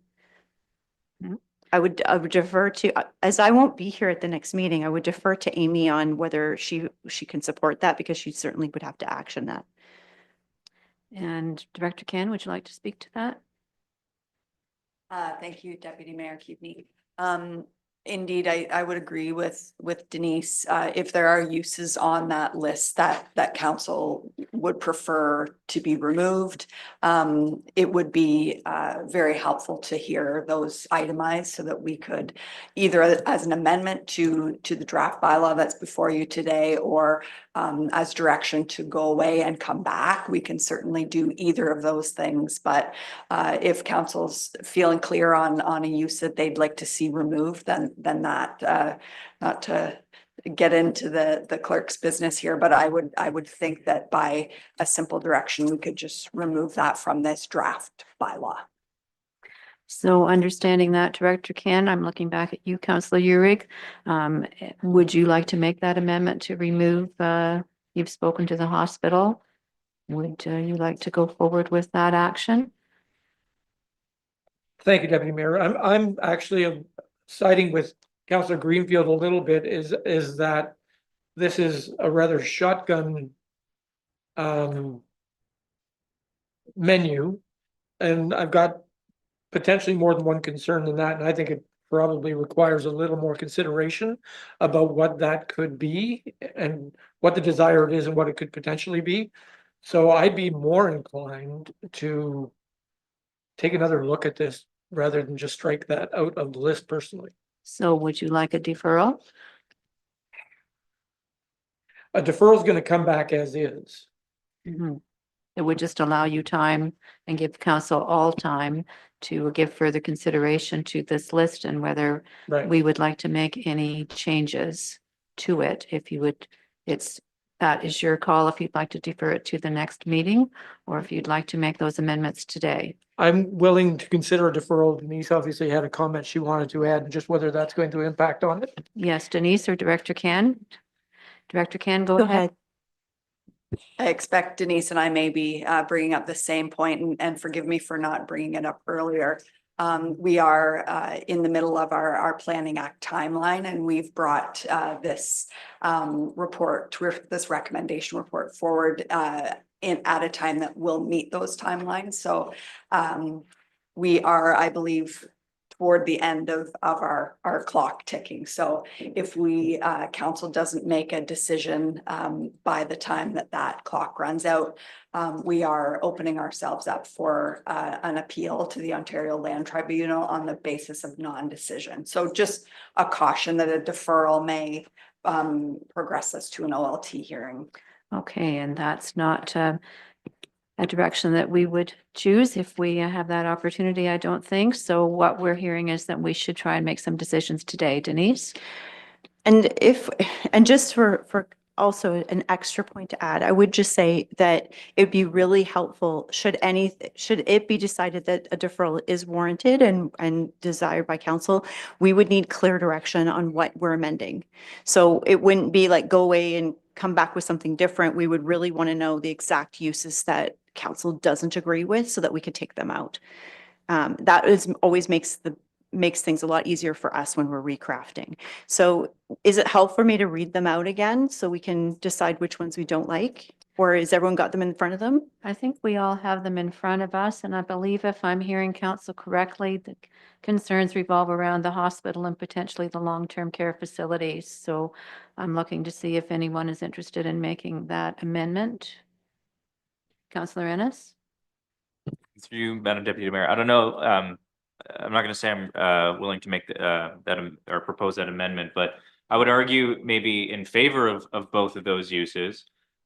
From the hospital perspective, I'd be glad to see us able to have another hospital in the community. I don't think it's needed or would be really financially viable at this time anyway. So I don't think that it's something we need to worry about, but it could be a great future option if we find ourselves needing more medical infrastructure, more hospital infrastructure. For sirens, I don't know that I'm convinced it would be a major issue because if a siren goes along 26, that whole community is probably going to hear it anyways. And I know of many communities where they have emergency services infrastructure in similar or if not more populated and if not more luxurious neighborhoods where there's just sometimes there's sirens. So I don't know that I personally feel an issue with that one specifically. And from the rest of the list, to me, it looks like essentially all of those uses would have less impact on the community than what's being proposed. I think they would have less traffic. And considering that it was like a school before, a lot of pedestrian traffic, a lot of rambunctious kids, lots of scheduled traffic on the road as well. And I don't see that getting worse from any of these uses. So if anyone has any counterpoints to that, I'd love to hear it, but I don't see that any of these are going to be more of a problem than how it has been used or what we're actually hoping they do with this property. And then also considering, as Councillor Bell sussed out, with the residential component being a separate decision, I find it really hard to say no to this recommendation. Thank you, Councillor Ennis. Okay, further comments, Councillor Bell? Thanks, Madam Deputy Mayor. So sitting beside my fellow councillor We don't need the word hospital in this list. We have one. We don't need a library. We have one. We don't need a long-term facility in this one. We've just got a new one fairly recently. We don't need to have it approved to be a place of worship. We have had art galleries, private ones, come and go on Sykes Street. So that might be a low impact, but if we're going to have a list of removing to get this more defined to be a college, which was my undertaking, thinking originally that this is what they truly wanted to be. As far as having a sports facility, the colleges I went to all had gymnasiums and I was part of those teams. So, I mean, carrying on with pickleball or whatever else is going on in a college setting, I don't have a problem with that. But when I see having the words like a museum, we got that. So I like to strike those ones that I have mentioned and get it defined down to that this proponent is really going to concentrate on having an educational institution. And going back to the very first horse that you talked about, that is, the proponent said it was very restrictive. So what we're doing is we are restricting it again back.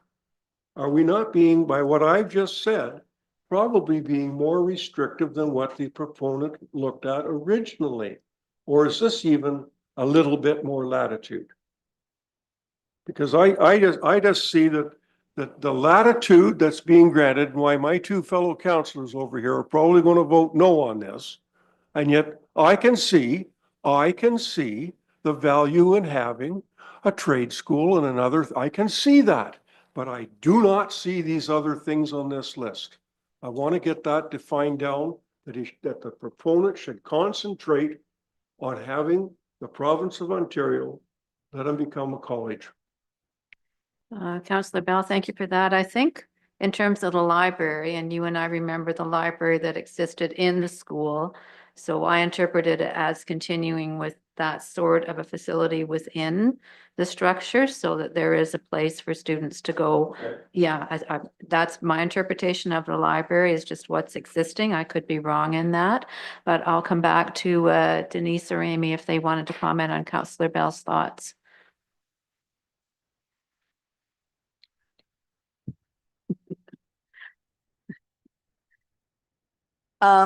Thank you, Deputy Mayor Keaveney.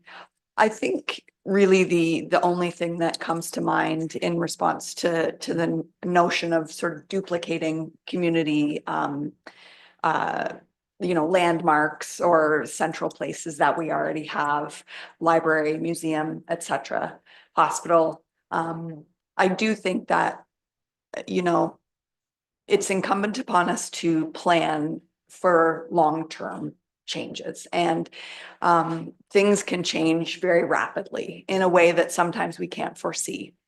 So I think if, I think that having those things duplicated, as in there's a redundancy across our municipality and location options for different things. Perhaps a hospital could mean a private hospital. There's lots of different ways that these things could manifest for us here in Meaford over the long term. So certainly I don't disagree with your idea that we already have those things and they're wonderful.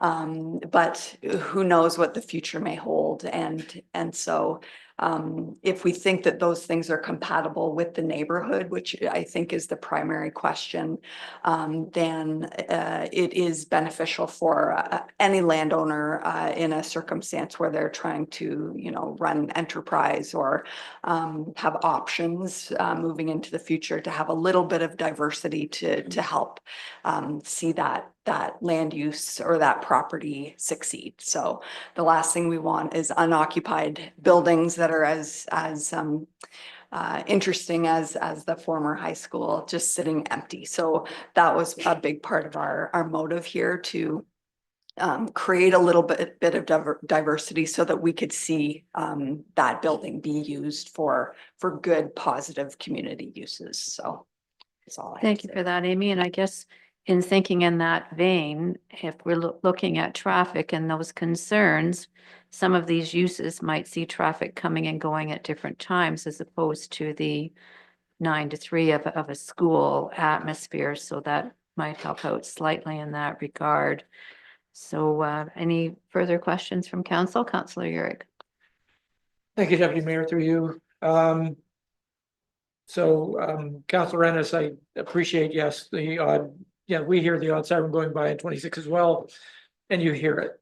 There's a difference between hearing the odd one going by and being the central point where they all generate from. That becomes a different thing completely to me. That's just my take on that. In terms of the library, I see your argument, Director Can. I will say that within the confines of a school, like GBSS had, like a new school would have, I don't think a library within that would be considered a library separate. Do we want a competing public library? It just seems redundant. Why would we want to compete with something we've spent $7 million on, or we spent 3, we got raised 7 for, and it should be there a very long time. So it's these things, I know it's nuances, and I know we're splitting hairs, but it just gets to the point of this overarching redundancy that I don't understand why we're doing it. If, for example, that he said down the road, yeah, you know what, I couldn't get my school, I want to put a hospital in, and this wasn't in here, would we not at that time say, yeah, let's go to the public and see if they want one, and then we would put in a bylaw to say, let's do that. So that doesn't need to be here as an adjunct and as a possibility if we would look at that as a separate case study later. He wants a school. We're trying to support that. And this, to me, just kind of muddies the waters and makes it a lot more, all of a sudden, okay, what's he going to do? We don't know. We know what he wants to do now. We don't know what he wants to do later. I don't want that to be an empty building, and I can't, the province isn't going to put another hospital into a 60-year-old building. That's not going to happen. We're barely hold on to the one we have, and we're concerned about, gee, it'd be nice to have another one. Yeah, well, let's get on that wish list to Doug. So that's why there are things in here I just see as like overreach, redundant, unnecessary, because they're not realistic. But it gives him wiggle room to say, yeah, I'm going to do that instead. And that's not what I want to achieve here with this. So am I hearing amendment from you, Councillor Urick, to remove hospital from this list? Yeah, I would move to Councillor Bell's point, I'd remove the library and the museum and the hospital. We have functioning entities within our community that we're trying to support, not compete with. And they're not that large that they're going to be augmented by this. And if it's going to be a museum that's going to be in there, he better make it another Guggenheim, because it's a massive building. What are you going to do with it? He has trouble filling the building now. So those are 3 that come off the top of my head. I'll leave it to the other councillors whether they have any other ideas, but those are 3 that, yeah, I don't see any functionality in being in there now. And I would just question the library, Councillor Urick, just recognizing there is an existing library again in the building that I believe they probably want to utilize for whatever classes will eventually operate. So perhaps we need clarity on the library side if it's the existing library within the building. Right, so I that's what I don't think- said. Any school would normally have its own library. Right. Is that a different definition than this being a library like the one we have now that's a true public library as a separate entity not affiliated with a school? Because any school should be able to have a library of its own. Exactly. So we'll need clarity on that particular point. So now we've kind of muddied the amendment. So if you are making an amendment, so it's going to be to remove the hospital and which other? Okay, so removing the hospital, the library, and the museum. That's the amendment that's on the floor. Is there a seconder? I need a seconder and then we can speak to it. I mentioned long-term And care long-term facility. care. Okay, so would Councillor Urick be open to adding long-term care to that amendment? For discussion. Yes, I will, purpose? because again, if it goes to that later, we can come back and revisit that as a zoning issue at the time. So yes. So is there a seconder then for the amendment listing those 4 things, the hospital, the library, the museum, and the long-term care? That's the amendment from Councillor Urick, but we need a seconder to discuss that. just to put it on the floor. It doesn't mean you agree with it, but we just need a seconder to discuss it. Yes, I know to put it on the floor, but I So also Councillor had, Bell will I'd second to also get it on the mentioned the floor. place of worship. Well, you need to understand that because I know when I went to my post-secondary, there was a chaplain Mhm. and they did have a small place if students needed some soul constant. They did. They had a chaplain's little office. So if that's what that is, I can go with that.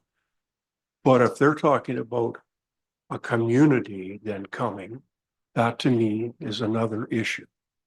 And I think when it simply says having a place of worship, that doesn't mean that they're just going to have a chaplain on staff. Can we ask a question? Okay. For clarity. So Councillor Bell has posed the question about the place of worship. So could we ask for some clarity from Denise or Director Can to interpret that for us? What would be permitted within that use? And then I'll come back to you, Eric. Denise? So thank you, Deputy Mayor. So I think it's really important to clarify what are the actual permitted uses versus accessory uses. So in my opinion, this is an accessory use, what we're talking about, a chapel in a school. And pickleball is part of a team that goes with the school. We were talking about if you wanted to rent it separately. So for example, if there's a portion of the school not being used for a school, could they rent it to a place of worship that would also be able to use it? And then on its own, it has nothing to do with the school. It would be separate. And that is already built into that community lifestyle facility. It also talks about that place of worship. The reason that this list exists is because this is roughly the list that Owen Sound's zoning bylaw has. So it's not because they were thinking about a bait and switch. They just said, why is ours so strict? Could we have a more flexible one like everybody else? I think is what I was told. Everybody else is less strict than you. And so we said, sure, we can support a more flexible list. And then we whittled it down to the ones that we believed were less impact. So they don't necessarily have a lot of impact, or we thought are likely not to exist. Like I doubt, to the point that's been made, a church or a hospital would suddenly appear here, but maybe a part of a hospital could be used with a medical office, for example, as another location to offset what we have.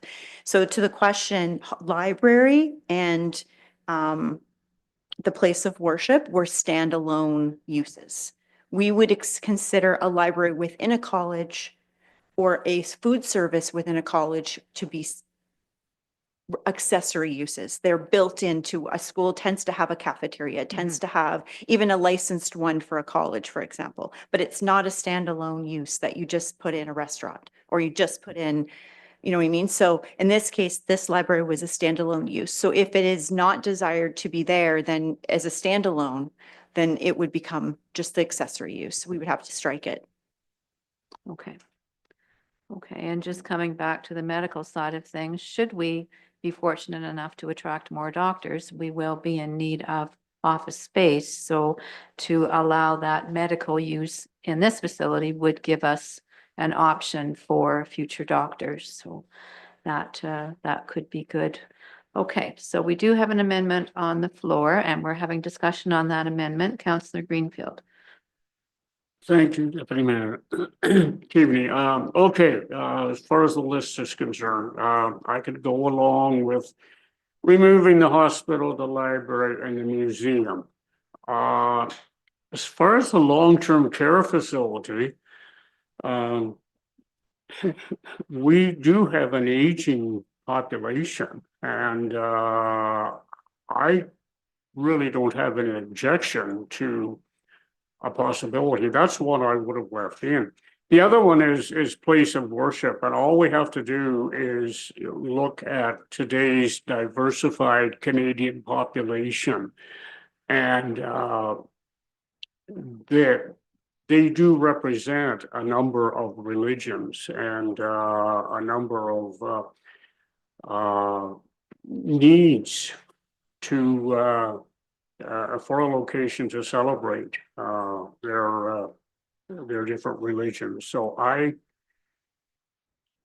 30 years ago, I'd say remove this. Not today. Not today. I think that's one I'd leave there. Okay, Councilor Manager, your microphone is on. Did you wish to speak? Yes. Thank you. Through you, Deputy Mayor. Yeah, I appreciate the clarity just on thinking like what considers accessory use, because I wouldn't want to see, okay, well, we don't have the fact that they have a gymnasium in the uses and then have to kind of go through that. But looking at the bylaw, it says accessory uses to a permitted main use include, but it doesn't say like use of, the library and things like that. So I'm just curious about how important it is to have the list of accessory uses be exhaustive, or is that just sort of they'll present a use later on to staff, and then staff will decide whether or not those are acceptable? Or should we be making sure that we list out that if they have a gym and the students aren't using it and they have free time and they want to rent out gym time to the community, do we need to have that in here? Denise? Thank you, Deputy Mayor. So to that question, so there's two points to it. One, is the accessory use list exhaustive? It isn't. It was explicit here because we see there's merit in having, the daycare was always there. It was always an explicit accessory use to the public school that was there. And then we just wanted to make sure before and after school programs, if there was something related to school across the street, all of those, for example, there may be an ECE program in this school that then could cross-pollinate with the school across the street. There's lots of opportunities there. But things like a gym being rented out to someone else is not an accessory use in this regard. So that would be why the community lifestyle facility is needed, to allow for some flexibility for unused space. Because if it ends up being a trade school, maybe the gym doesn't even get used and it's just sitting there, and they really should, as if they can, use as much of the building as possible to keep it in good condition and ensure they can be sustainable long term. So those are two separate things. I don't believe professionally, looking at this, that I would need every single type of accessory use listed. A gym was never in the other zoning. It's typically just known by all of us that it's accessory to a school, even a college. But if they wanted to rent it out separately, it would be one of these other uses. And then there are other uses like the library and things like that that would have already been accessory to a school. And there may be other ones, including the fact that there was a music room and things like that in the school, or, the cafeteria normally. But I did put this in here to make sure that it was explicit for their benefit for some of them. It isn't uncommon to have a list of potential ones and then things that you would have even accessory to your own home. Some people, not everyone has a pool, but we don't have to say pool for everybody, that they could have an accessory use to their house. But we know that pools are pretty common. So is a playground, a play climbing equipment and things like that, with a dwelling. So they'd be in the same boat. There's things that we all know go with colleges. I think that's why there's been such good conversation about it, that it's pretty common. And so those are the things that we would expect to be baked in, just to our common knowledge. That's very helpful, Denise. Thank you. So we'll come back to the amendment on the floor then. So Councillor Urick, your amendment is now then to remove the hospital, the library, the museum, those three. Yes, Deputy Mayor, that is correct. And I'm glad Denise did that clarification, because you're right. I was looking at these not as accessories, but as primary uses of the building. And that's what I'm trying not to get to. Your point about medical being very important. There are many schools throughout the province that have literal medical training within them. That's an accessory use, and I don't want to ever try and get in the way of that. I'm talking about this being specifically a nonstop hospital, as I just don't think it's the right place for it. Or it's a 60-year-old building. It's just not practical. No, I think it's very unlikely in any event, but we need to deal with this. So we've had an exhaustive discussion. Eric, would you like to have a further question? Yes, please. Thank you, Deputy Mayor. So then perhaps I'm kind of getting the sense that we might even need to add to this list, because I don't think it's right for us to tell them that they can't rent out unused gym space. I don't think it's right for us to tell them that if you have an empty room in the back corner and somebody of a particular faith doesn't have somewhere to worship, and them and their family want to go have a dedicated space to go use that room and potentially pay rent, I don't think that's right. So we might need, I think we should consider adding things like a medical office. For example, the Rotary House has the room on the side that gets leased out to medical practitioners. We should be allowing that in this case, I think, if they have the space. So, and that, I'm not sure the sort of process to get those proposed amendments on, but I think, yeah, I think there's more work to do here. Okay, Correct that. So may I ask then, so does the community lifestyle facility technically cover a lot of that? Because our own high school, for as an example, volleyball, badminton, all these things actually already do that out of that facility.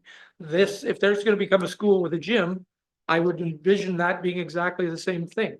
So I don't see why it's much of a different than the existing school we have in terms of public access and ability and rentability for outside courses and activities. So does the community lifestyle facility kind of give us the wiggle room on that? Denise? Thank you, Deputy Mayor. So there's 2 points there that I think we need addressed. One is just to Councillor Ennis's concern about the medical office. It is in the list of permitted uses. So in that list, they would be able to have, say, a portion of the building just used for medical if they wanted to do renovation. So I think that would probably be, could be a real benefit to keeping the building going long-term. And then the community lifestyle facility does include a number of those things. So they're built into that facility. So if there were a portion of the building that was going to be for a civic use or for religious use, et cetera, it could be done. It is a bit redundant, but it's not doubling the use, right? So it could be used for these things. And I think because we were supporting most of what the applicant has asked for and not reducing, we only reduced the ones that we thought were of a real serious nature that we thought couldn't fit here. And so we didn't take out where it says community lifestyle facility could be used for gatherings, meetings, and activities of a civic, educational, political, religious, social, cultural, athletic, amusement, or recreational nature would include a lot of what we've heard of the types of things. We could have deleted more of the list, but we were trying not to delete everything that the applicant had asked for because of the fact that most zoning is very flexible. And, but it could be, if you thought they were redundant and see reason to remove it, we could. Okay. Council, we've had a significant discussion on this. Are we ready to take a vote on the amendment? Margaret? My apologies for interrupting, Your Worship. At one point, there was a discussion about number 4, long-term care facility being on the list, including that the amendment would remove the following permitted uses: hospital, library, museum, and long-term care facility. So I just wanted to circle back just to make sure that the vote was on what we're recording. At the time, it was Councillor Urick moving and Councillor Bell seconding. So I just wanted to make sure that the list of 4 permitted uses were the 4 that I had just read were being removed, and it wasn't a list of 3 that had been read. Thank you for that, Margaret. I'll go back to the mover. My big 3 were the first 3: long-term care facility. I kind of was going all Member Bell, but I agree with Councillor Greenfield that unfortunately, with our aging population, that is much more need of almost anything when you go to the conferences and we talk about the staggering numbers that are coming. That's something that's probably needed. So I'm just still with the big 3: the hospital, library, museum.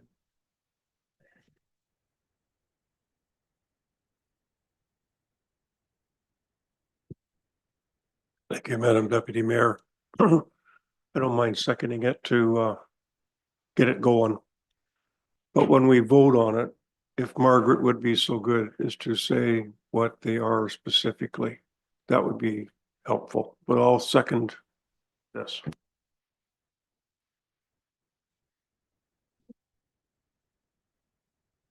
Hospital, library, and museum.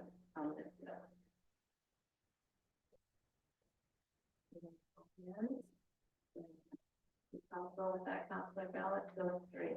Hospital, library, and museum.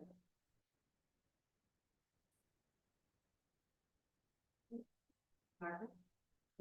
Thank you, Your Worship. I could make a suggestion that Councillor Bell could be bringing a subsequent motion to consider an additional one after this vote, if that's helpful, if we're getting tangled up in the fact that the list has 3, not 4. I would encourage another amendment following the vote. We've had substantial discussion, so perhaps we could deal with it that way.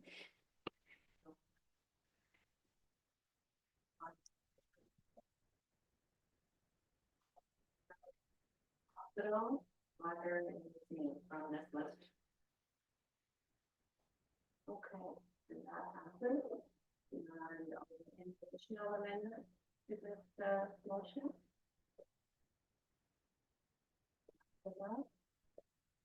Thanks, Madam Deputy Mayor.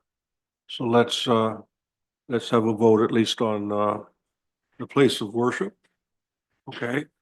And I also would like to have some more comment on where it says the cafeteria. So if they have a cafeteria, they could open it up then after hours for the public to come in. That would be what that means. So through you, Deputy Mayor, no, the cafeteria would be for the school. So they could open up in the evening if they have the evening classes. Well, we'll just have a talk on the place of worship then.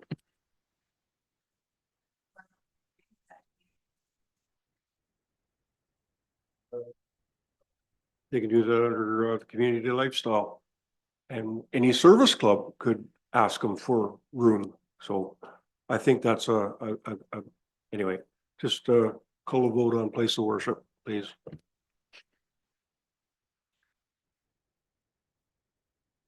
Sorry. Is there a seconder to remove place of worship from the list? Okay. That says it all, Madam Deputy I'm Mayor. not seeing this seconder. Okay, so is there any further discussion then on this report? Do you want the recommendation again? I'm sorry, we can't take public questions. The recommendation, be it resolved that bylaw 2026-50 being a bylaw to amend zoning bylaw 60-2009 of the municipality of Meaford regarding lands known as 279 St. Vincent Street, Meaford, be taken as read a first, second, and third time and finally passed. So we're back to the main recommendation. Is there any further discussion on this matter of zoning for the old school? I'm seeing a lot of concern in your faces. And we recognize that we are in a little bit of a time bind here, unfortunately. Okay. So while you're thinking, I'll just suggest that we have a large building here that was a former school, and I think Denise is right. It's the best use of the building to see activity in it. We know what happens to structures when they're left vacant. And we have an individual here who's going to attempt to get some uses into that school. And we recognize that it's going to bring additional traffic to the area, and that's of concern. And we need to see a fulsome traffic report from the Board of Education with their proposal on the school on the track property. We need to understand how traffic is going to move on St. Vincent Street and Aiken, and now Eliza with the Aiken Street entrance closed. So we've, yeah, we all have concerns, I think, about how that's going to flow, but that isn't what we're being asked about here. We're being asked for this zoning bylaw amendment. So have we had enough time to think? As I need to call the question on this. So I'm going to ask all in favor of moving this zoning bylaw amendment. In favor? And opposed? So that is carried 3, or I guess 4-1 then, if we count my hand. Okay, so we'll move forward. DEV 2026-15 Heritage Permit HER 02-2026-19-27 Nelson Street West, SBV Holdings. The recommendation that Council of the Municipality of Meaford accept the submitted heritage impact assessment in principle, and that the HIA be subject to a scoped peer review focusing on property at 19 Nelson Street West. 1, evaluation of heritage value. 2, justification for demolition. And 3, consideration of reasonable alternatives to demolition.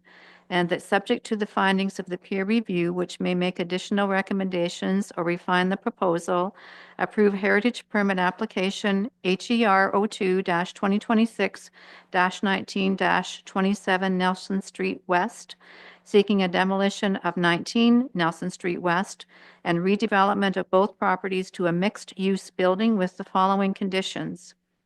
1, full photographic and measured documentation of 19 Nelson Street West prior to demolition. 2, submission and approval of a heritage interpretation plan, including commemoration of the Barnhart and Chisholm associations.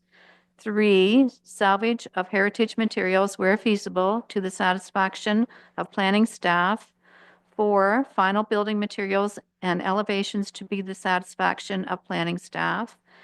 5, that the development generally conforms to the plans submitted with the application. And 6, that any future Phase 2 development be subject to additional heritage permit approval.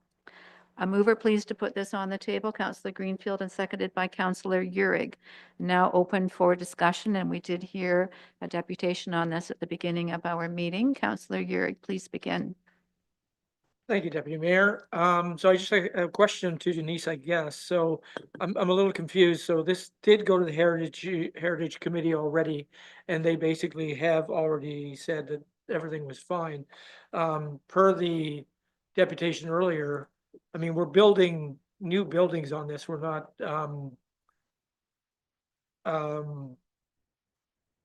trying to redesign existing ones. And the plans have been submitted, and I thought they've already been kind of looked at. I'm just wondering, why is the peer review necessary if the Heritage Committee's already kind of looked at it and was happy with it? I'm just a little confused by that. Denise? Thank you, Deputy Mayor. Through you to Councillor Urich's question. So the Heritage Committee actually supported the original recommendation, which was to recommend to council a peer review. And the reason for that is it's been our standard practice. So we've had some buildings that are altered with no peer review and some things that have a peer review. And in the past, we've only required a peer review, and this came up last year as well during the Georgian Bay Harbor condos heritage permit. So we've only required a peer review where there were there was a demolition of a heritage building or what we could perceive as a heritage building. And in this case, we do agree with the assessment that the building has historical associations and that the building is not in great shape. But because staff are not heritage professionals, we certainly have been working in heritage a little while, but we're not heritage professionals. We do not feel comfortable making the assessment that that building is just going to get torn down, because the Heritage Conservation District Plan completely discourages demolition of buildings.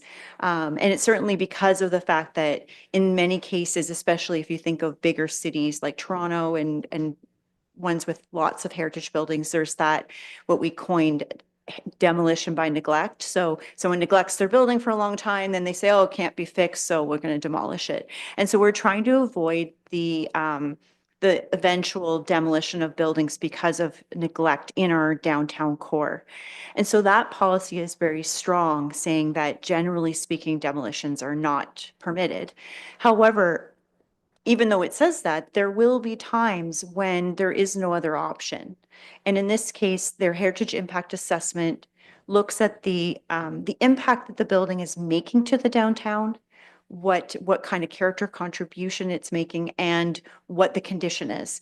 And the assessment that was submitted by the applicant determines that the building can be torn down, that it's not contributing significantly to the character of the downtown area. And if you look over there, you can sort of see why they say that, being that it's this older house that's been heavily modified with a lot of the really important architectural details removed over time. It's painted. It's not a downtown type building. It's a dwelling. Although there are lots of other beautiful homes in the downtown Heritage District as well. And because of that, there is a case being made by the original study saying, we think it can be removed. And so being that I'm not a heritage professional and we don't have a heritage professional on staff, it has been our standard practice to get a peer review.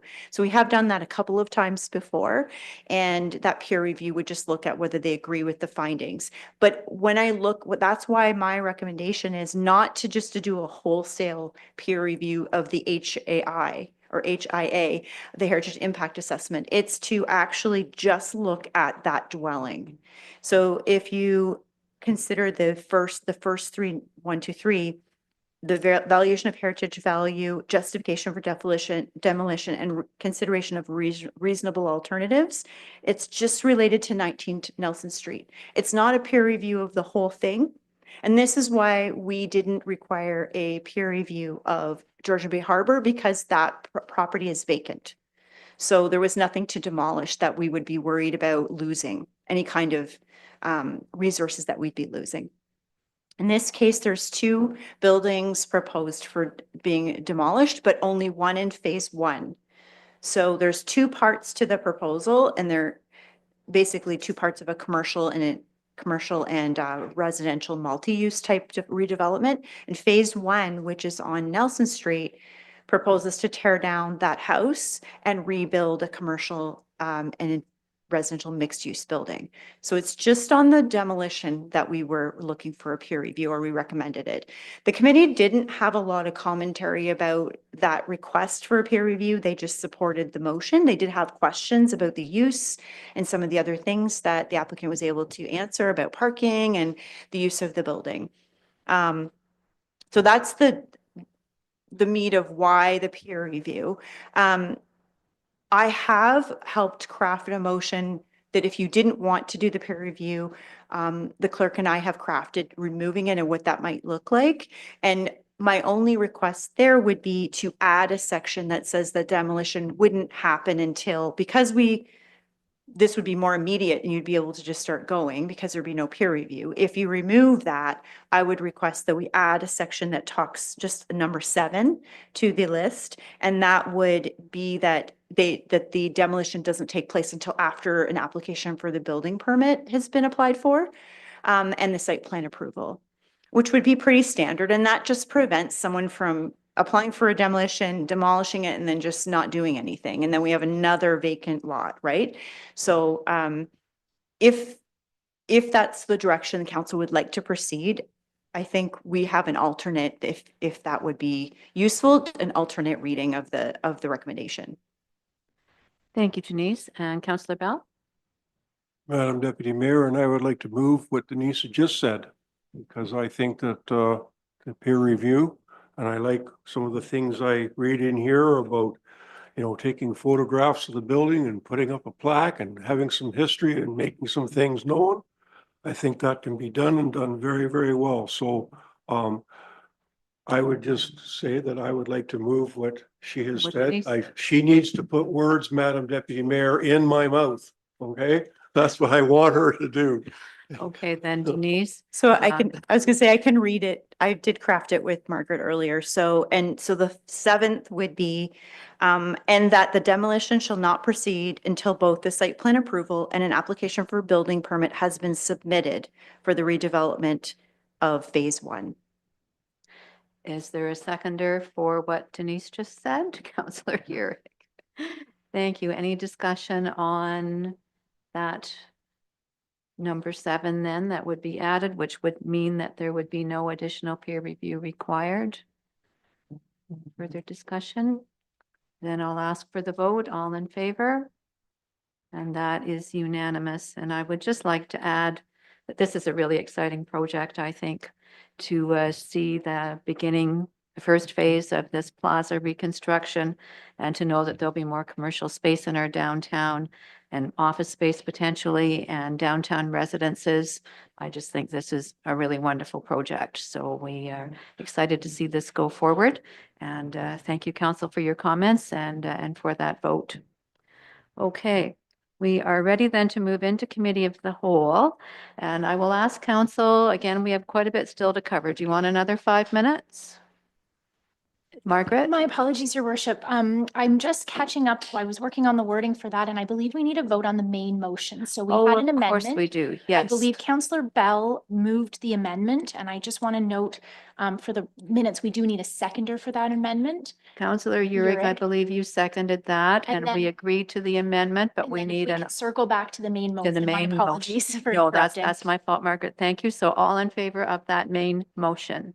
Okay, and we are unanimous again. Thank you, Margaret, for correcting me on that. And we will take 5 then before we move into the committee of the whole. Okay, so we'll be back at, well, let's say 4:05.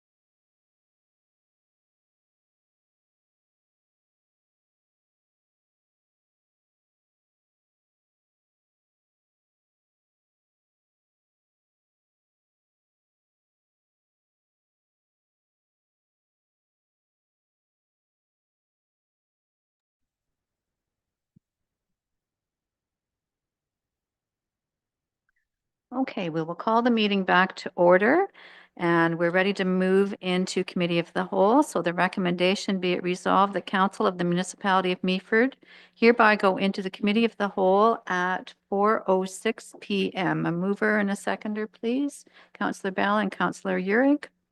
Okay, the first report is CAO 2026-15, consideration of sale and disposition of municipal properties.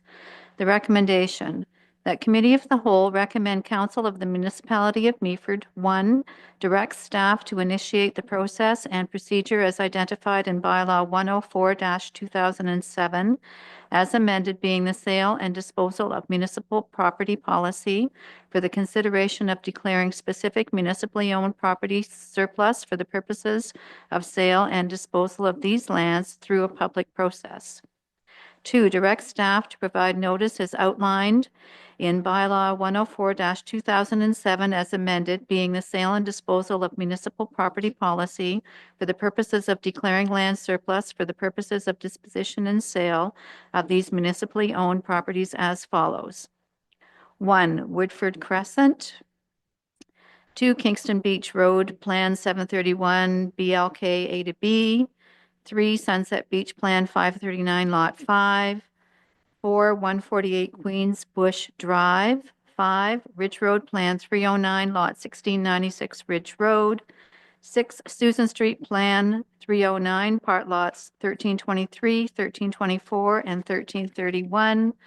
7, Sykes Street North Plan 309, portion of Lot 1525, Parts 3 and 6.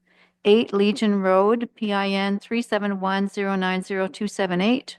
9, Owen and Berry, PIN 371090285. 10, Aiken Street, Plan 309, Lot 319 to 320. 11, Aiken Street, Plan PIN 371180220. 12, Gerald Short Parkway, Concession 12, Part Lot 10. 13, Muir Street, St. Vincent Concession. 4, West Part, Lot 13. 14, 50 Ivan Street, Plan 400, 16R 11144, Parts 1 and 2. 15, portion of road allowance between 217 Boucher Street East and 261 Boucher Street East. And 3, receive the 2026 Municipality of Meaford Land Inventory as attached to this report for information and public viewing, with the notation that this inventory does not include right-of-ways, open and closed road allowances, laneways, and/or easements. A mover and a seconder, please. Councillor Greenfield and Councillor Bell. And who would like to begin discussion on this report? Councillor Bell? Thank you, Madam Deputy Mayor. Sometimes the general public ask us, what we get into with some of our closed sessions, and this was one of the ones that we had. And to let folks know, the list that the Deputy Mayor just read, this is the list that during that period of time, the comfortable level that council felt was these were properties that we really don't need. And that if somebody really wishes to come forward and has interest in one of these, that council would have an appetite to see those properties leave our inventory. And so the package, I don't know, was it about 100 pages thick kind of thing in our total package? But this councilor is very comfortable in saying, these are the properties, we'd like to sell them, we have no use for them. And I'm very comfortable after that at the CAO bringing this forward. I can support that to see what happens in the future if there's appetite for any of these properties. So I'll be voting positive on this. Thank you. Thank you, Councillor Bell. And CAO Everett, would you like to speak to this report? Thank you very much, through you, Madam Deputy Mayor. So this report is really, the second phase of looking at lands as being potentially surplus to the municipality's needs. Our land disposition policy identifies that prior to disposition and sale, we will do a 120-meter radius of the neighboring of the area of these properties, and basically look for information from those residents. Not to say that only those residents can provide comment. Any member of the community can. I will say that since this report did get posted, I have received calls and emails from neighboring landowners of these properties saying, you know, we have some concerns with you considering this. So I would have to say the system works. Because first, council gets an opportunity to advise staff if council thought that these could be considered surplus. And now we go to the public to understand where their concerns are.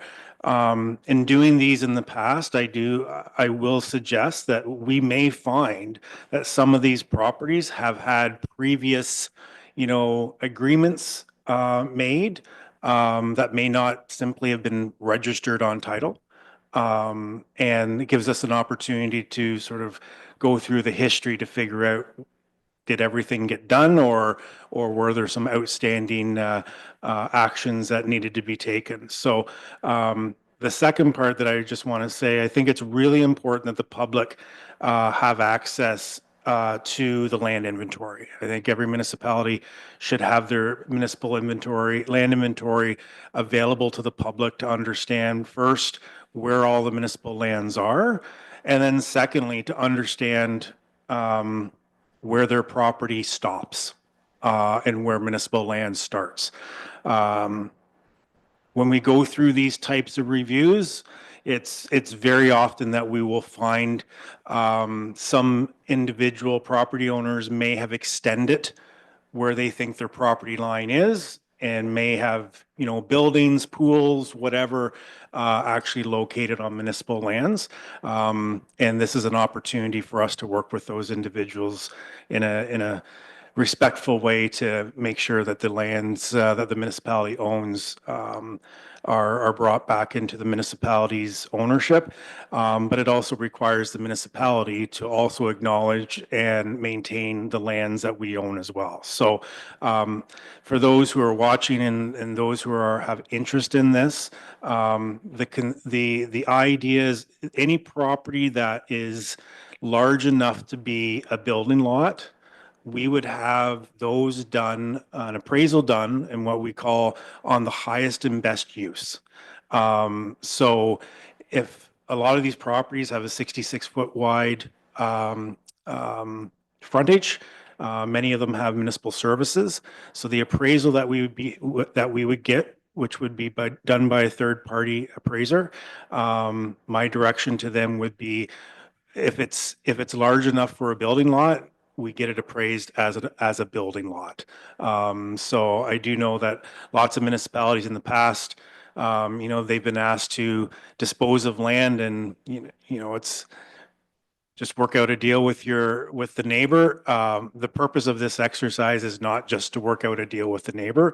It is to base the land value on the highest and best use. And that basically is for the benefit of the community to be able to get the revenue on those properties that would be at a building lot style. So early stages, but this is a big step, and look forward to if council decides to move forward with these, get the communication piece out, and then a follow-up report would be coming forward with the information relating to each of these properties individually. Thank you for that, CAO Everett. And I really like the idea of some revenue coming back into the municipality. We've purchased some land this year, and so we'd like to see some revenue coming our way. And I agree, if you can make any of these into building lots, we should move forward with that if we can. So are there further questions from council? Not seeing any. So in terms of next steps then, do you have a sense of timelines when these notices may go out to some of the neighboring residents? Yes, so this report would go back to council for final endorsement, and shortly thereafter, we would have those letters go out to those neighboring residents. That's good. So last chance, council. We're all comfortable with this? Then I'll call the question. All in favor? Thank you.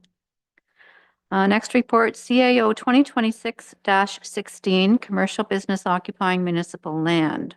The recommendation that Committee of the Whole recommend Council of the Municipality of Meaford to direct staff to finalize negotiations with Mr. Alex Trevisian for the continued conditional use of municipal lands for the purposes of extending existing commercial lands for specific U-Haul operations as outlined in Report CAO 2026-16.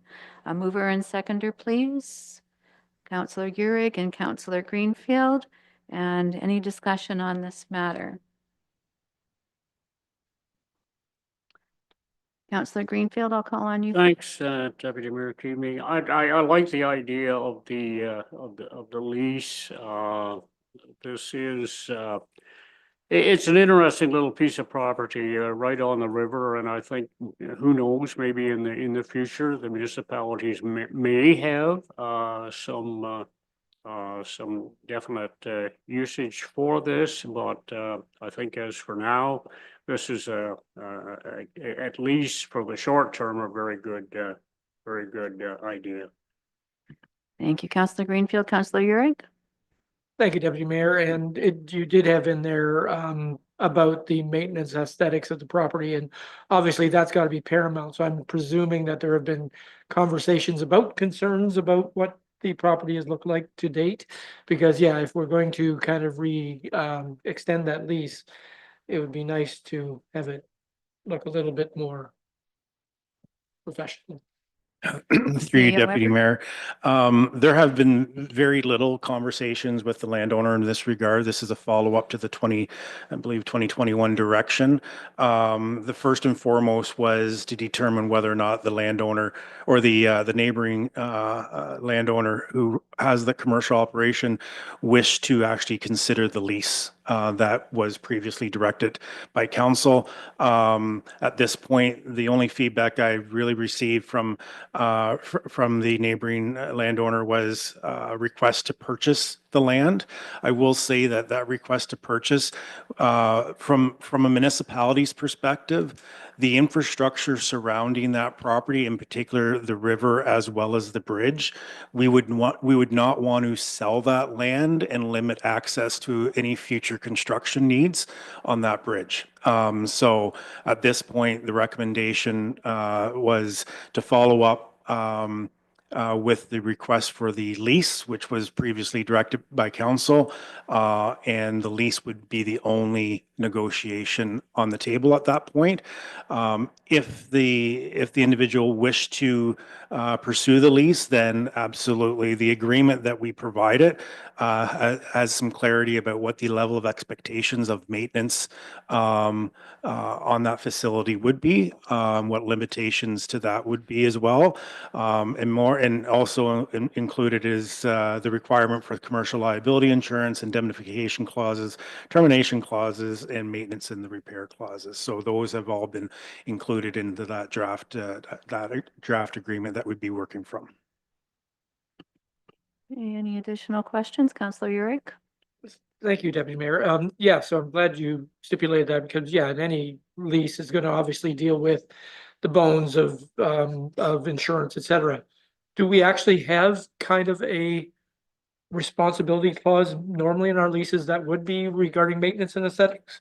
Because obviously if that's already a kind of fait accompli part of that, then great. But if not, I would think that, yeah, that should be built in standard to any contract and make sure they're maintaining the property properly. Through Deputy Mayor, I would say that historically there's been a range of agreements that the municipality has had.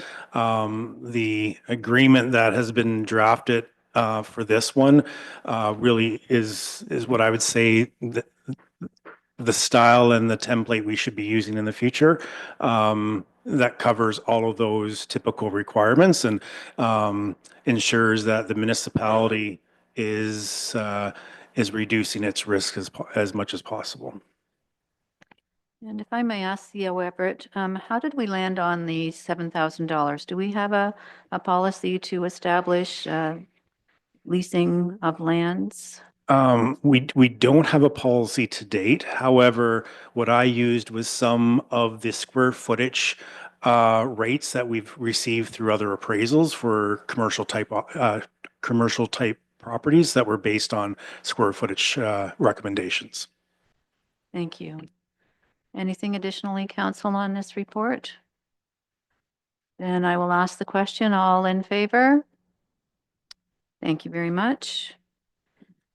Next report, COM 2026-05- Emergency Purchase Blue Dolphin Pool Heating Equipment Replacement. The recommendation that Committee of the Whole receive report COM 2026-05- Emergency Purchase Blue Dolphin Pool Heating Equipment Replacement for information purposes. A mover and a seconder, please. Councillor Bell and Councillor Uhrig, and our Director of Community Services, Brady Carpet, will be happy to take any questions.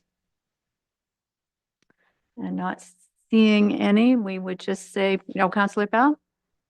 Well, thanks, Madam Deputy Mayor. So, yeah, something like this happens at one of our facilities, and then the subject matter is the Blue Dolphin Pool, and we need to deliver a service. We've got the YMCA to deliver that service, and now we can't do something with the water, so we've got to do something with it. And so let's approve this and make this summer a good summer.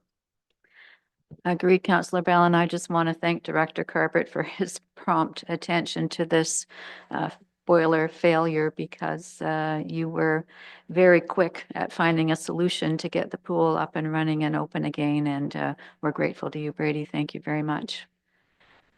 Councillor Ennis. Thank you.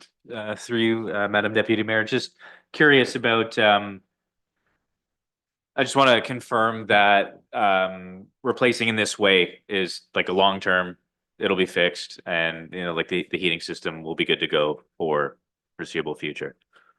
Director Carpet. Yes, thank you, Madam Deputy Mayor, and through you to Councillor Ennis. I believe this system gives us a little bit more flexibility and redundancy moving forward, so that hopefully if one component of the boiler fails, we can continue to maintain some sort of baseline temperature so that we can continue.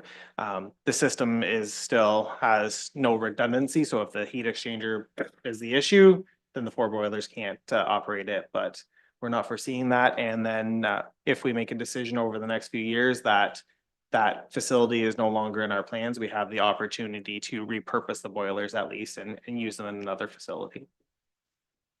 And that's good to hear. And may I ask you, Director Carpet, is there any energy efficiency aspects to the boilers that have been purchased over what we had? Thank you, Madam Deputy Mayor. To be honest, I'm not exactly sure at this point until we get it up and operating. There's still some flaws within the system that anything we may save may continue to be going out the pipes in another direction. All right. Any additional questions for Brady? Then all in favor? And that's unanimous. Thank you. Next report, COM 2026-06- Special Event Licensing Agreement, Meaford Chamber of Commerce, Summerfest. Recommendation that Committee of the Whole recommend Council of the Municipality of Meaford authorize the Mayor and Clerk to enter into a special event licensing agreement with the Meaford Chamber of Commerce for their annual Summerfest event. A mover and seconder, please. Councillor Uhrig and Councillor Greenfield, and discussion on this matter. Councillor Greenfield. Thank you, Your Worship. Through you to Mr. Carver, I guess would be the the first in line here. Brady, I'm wondering about parking. We do have a number of people who use the market square for parking. We do have a business who has patrons who use the market square for parking. How's this is a 3-day event, Friday with the setup and so on. That's I can see the market square being basically shut down for that. Saturday and Sunday are holidays anyway, so you would expect exceptions, but I'm just wondering about the usual parking practices. Have we taken steps to help out with that? Director Carpert? Through to Councillor Green, through you, Madam Deputy Mayor. I believe this is a similar footprint that has been used in the past for this event. Although it doesn't show it clearly on the site plan here, there is still one row of parking located in front of the Home Hardware. So I think there's about 8 spots that are still available there, with 2 of those being accessible parking spaces. There is sufficient street parking in that area on Nelson and Collingwood Street, and with the laneway that goes between those 2 streets, it still gives access for people to offload if they're wanting to attend the event and have another person park the car for them. This year will be a little bit tight because unfortunately the Nelson Street parking lot will not be open, but I do not foresee this being an issue in future years. Councillor Greenfield? Okay, thanks, Brady, for that. I fully support the event. It's amazing the growth we've had for this, which started with a fairly basic sidewalk sale type deal 3 years ago, and now it's just exploded into looks like a great event, a great venue for it, and I wish all the best to the chamber, and let's keep our fingers crossed for good weather. For sure. Any other questions? Councillor Urick? Thank you, Madam Deputy Mayor. Re the parking, and I think we've also got another example of Christmas on the Bay that kind of does this same kind of event. And I know that they pull in 5,000-6,000 people a day, and the parking, people seem to find parking to attend that event as well. This is once again really always plays back into the perception of our parking problem versus the reality of our parking problem. This does lead me into a bit of an adjunct, sorry, Margaret, which goes back to, we've talked again about in the past about line painting for parking on some of the other streets. That might help alleviate some of this in the future, because people often don't understand that there's parking down Nelson or on Collingwood because there aren't lines painted there. And I just can't help but think somewhere along the way when we do that, it's going to give more of a clear descriptor and people will understand that that parking is available and they can use it. So hopefully that can also be use this as another, between this and Christmas on the Bay being 2 good examples of lots of parking downtown, that we could capitalize on those kinds of definitions that would probably help the situation. Thank you for that, Councillor Urick. I did have 2 questions, Director Carpert. In the report, you talk about the lead employee. Who might the lead employee be for this event? Thank you, Madam Deputy Mayor. Our lead employee would be Nisa Cornforth, our Community Engagement Coordinator. She has worked with this group over the past few months, preparing this information and supporting their event. And it's our intent to continue to use her in that role. Thank you. And secondly, so this licensing agreement that we have with Summerfest, is that sort of similar to the MOU that we'll be doing with Christmas on the Bay? Thank you again for that question. Yes, one of the kind of goals or parts of my work plan that I've been working with the Chief Administrative Officer on is to find that consistency in our agreements, not only for these types of events, but for other facilities. In the case of a licensing agreement, it gives a little more clarity to both parties compared to a memorandum of understanding. It allows the current uses to remain in effect, so we can continue to operate this as a parking lot, and allows the municipality to continue to maintain the areas that are not exclusive to the event. So the template that has been drafted would have a very consistent front end, and then the schedules in the back would be item specific or special event specific. So you'll see in a couple of weeks when we bring back the one for the Christmas on the Bay, they'll have a different set of term and conditions in those schedules on the back half of the agreement. Thank you. And any other questions, Council? Then I'll call the vote. All in favor? And thank you very much. And now, Margaret, do we need a motion to extend now at 4:30?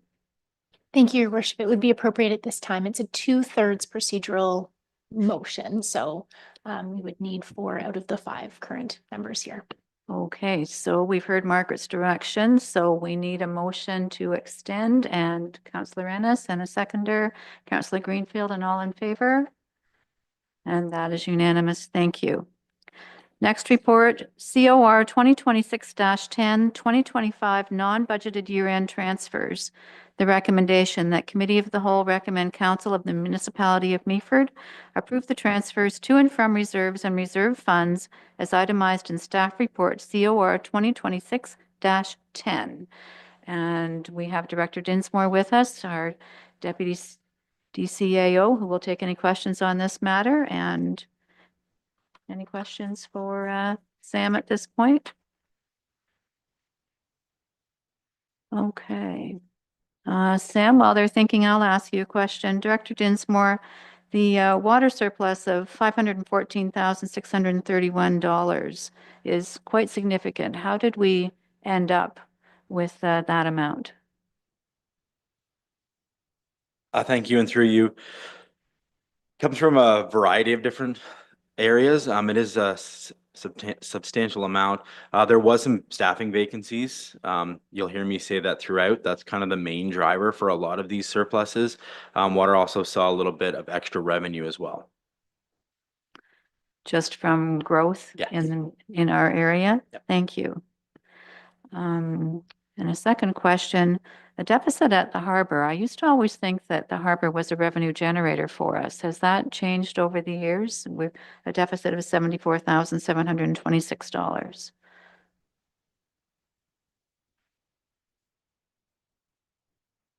Thank you, and through you. Normally, yes, the harbor is a revenue generator. It does normally run a surplus. Last year, Director Carver was telling me that there was some additional staff put down there for the summer, which I don't believe is an annual thing. And CAO Everett? Thank you, Deputy Mayor Keaveney. I think one of the things I'll just mention is sometimes we have to be careful of the harbor being cost neutral. When we start looking at the capital expenses, dock replacement, electrical pedestal replacement, oftentimes the municipality, and I'll look to Mr. Dinsmore just to confirm this, the municipality becomes the bank. And the harbor would debt finance essentially from the municipality. So that's why we really need to look at the, I'd say the 25-year financial plan, because when you start replacing docks, those get debt financed over a number of years. So just when people think that we're replacing docks and the current boaters are paying for those, there is that debt financing component to it. Okay, any other questions, Council? Councilor Urick? Thank you, Deputy Mayor. Just very quickly, so the first one, the information technology, the ERP, so did that actually come in under budget? The software upgrade? Deputy CAO Dinsmore? Thank you, and through you. It did come in on budget. So what had happened was within 2025, a certain amount was set aside from taxation to be spent, and all that taxation wasn't spent. I believe the budget was around 150,000. We only spent about the 120 in 2025. So that 33,000 has already been spent in 2026. Anything additionally? Then I will call the question. All in favor? And unanimous. Thank you very much. Next report, COR 2026-11, 2025 year-end surplus. Recommendation that Committee of the Whole recommend Council of the Municipality of Meaford transfer $150,000 into the Building Code Enforcement Reserve Fund from the 2025 year-end surplus. 2, reestablish the short-term disability reserve and transfer $157,589 from the 2025 year-end surplus. And 3, any adjustments to the year-end surplus of $307,589 be added or taken from the short-term disability reserve once the 2025 financial statement audit has been completed. May I have a mover and seconder, please? Councillor Urick and Councillor Ennis, I saw you move your hand, so I'll take you as a seconder. Okay, and questions on this report?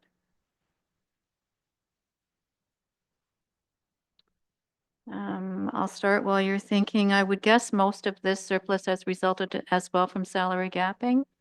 Director Dinsmore? Yes, and thank you. And through you, yes, that is correct. The vast majority of this is from staff vacancies. Thank you.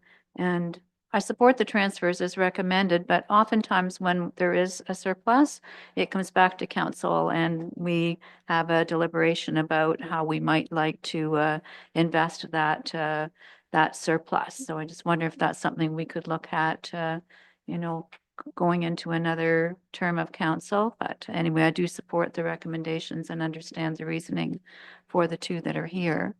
CAO Everett? Thank you, Deputy Mayor Keaveney. I do like the idea of like council having that opportunity. This year, when we looked at that surplus, there were a couple of meetings ago at council, we talked about the building department's deficit. And I believe there's a comment that was made of how, like, in the next 2 or 3 years, could we clean that up? The reality is, the only way you really clean that up is using this type of system, because a good portion of that for the building department, we charge a certain rate for our building inspections, and those are based on cost recovery. These costs that we are trying to get from a deficit would be extremely difficult, and I quite honestly don't know how we would ever pull ourselves out of that deficit. So when staff looked at this as an opportunity, we thought that this would be the most responsible way of cleaning up that department's deficit by a significant amount, because really that deficit was really created by, quite frankly, insurance issues. So that's something that we felt we needed to bring forward to council. Thank you for that explanation, CAO. Any additional questions, council? And seeing no hands, I will ask for an all in favor to accept this report. And that's unanimous. Thank you very much. Next, we have COR 2026-12, 2025 Treasurer's Statement. The recommendation that Committee of the Whole receive report COR 2026-12, the 2025 Treasurer's Statement for information purposes. A mover and a seconder, please. Councillor Greenfield and Councillor Bell. And any discussion on that matter? Councillor Greenfield. You, Deputy Mayor Keaveney, through you to Mr. Dinsmore, under the obligatory reserve funds, hard services, the water area 2, I see a fairly large number in brackets there. Can you give me any information about that? Say,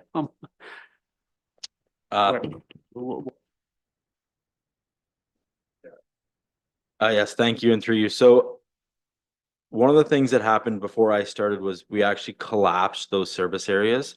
So service area 2 and 3 no longer exist, and we treat the entire municipality that is on water and wastewater as the system wide. So I focused my attention to that. I'm not sure where that came from. My assumption would be that we've done a capital project in previous years that was servicing a specific area, servicing a specific couple of developments. I'm happy to look into that and get a little bit more information. I just don't know the exact particulars on that one. Anything else, council?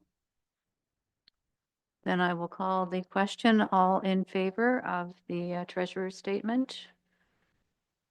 And that's unanimous. Thank you. Next, we have COR 2026-13 Reserve and Reserve Fund Balance Update. The recommendation that Committee of the Whole receive report COR 2026-13 Reserve and Reserve Fund Balance Update for information purposes. A mover and a seconder, please. Councillor Bell and Councillor Greenfield. And discussion? Director Dinsmore. Sorry, and thank you, Deputy Mayor. I just would like to just take a couple of minutes. This report has probably a little bit more information in it than we would normally have put in this kind of annual report. I just wanted to highlight the three different types of reserves that the municipality has, one being reserves, one being discretionary reserve funds, and one being obligatory reserve funds. It's important to note that they are quite different and distinctly different. Reserves themselves are more set by policy, less by bylaw, a little bit more flexible. We see those a lot on the operating side. So think about winter control, where we set aside annual surpluses in winter control to fund annual deficits. Discretionary reserve funds, just kind of as they sound, they're at the discretion of council.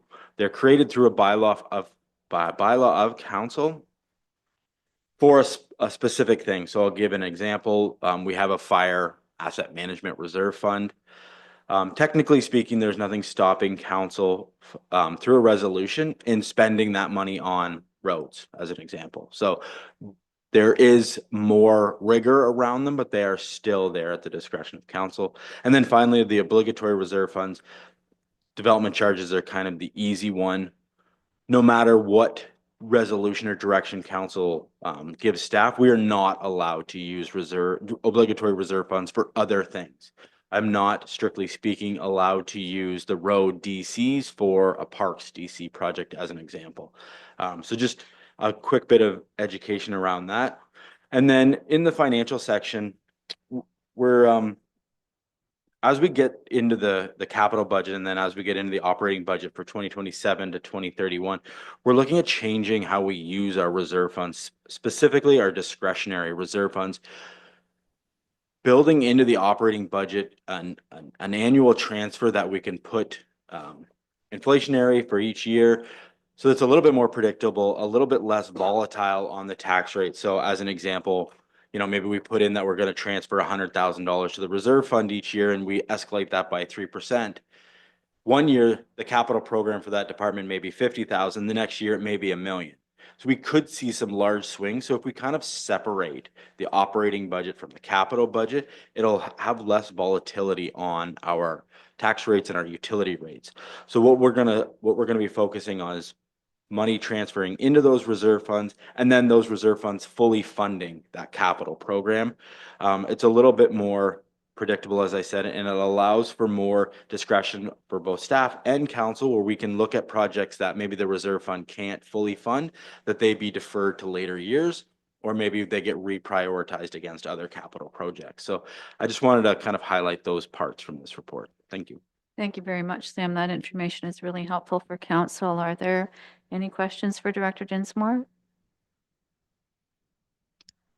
I do have a couple, Sam.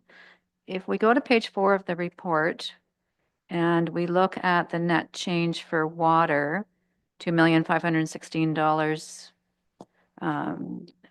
where does that come from? Is that a gain from growth? And if we look at our increase in water rates of 5% at last budget, has that led to this amount of change? Thank you, and through you. So 500,000 of it is the 2025 surplus that was indicated in the previous report.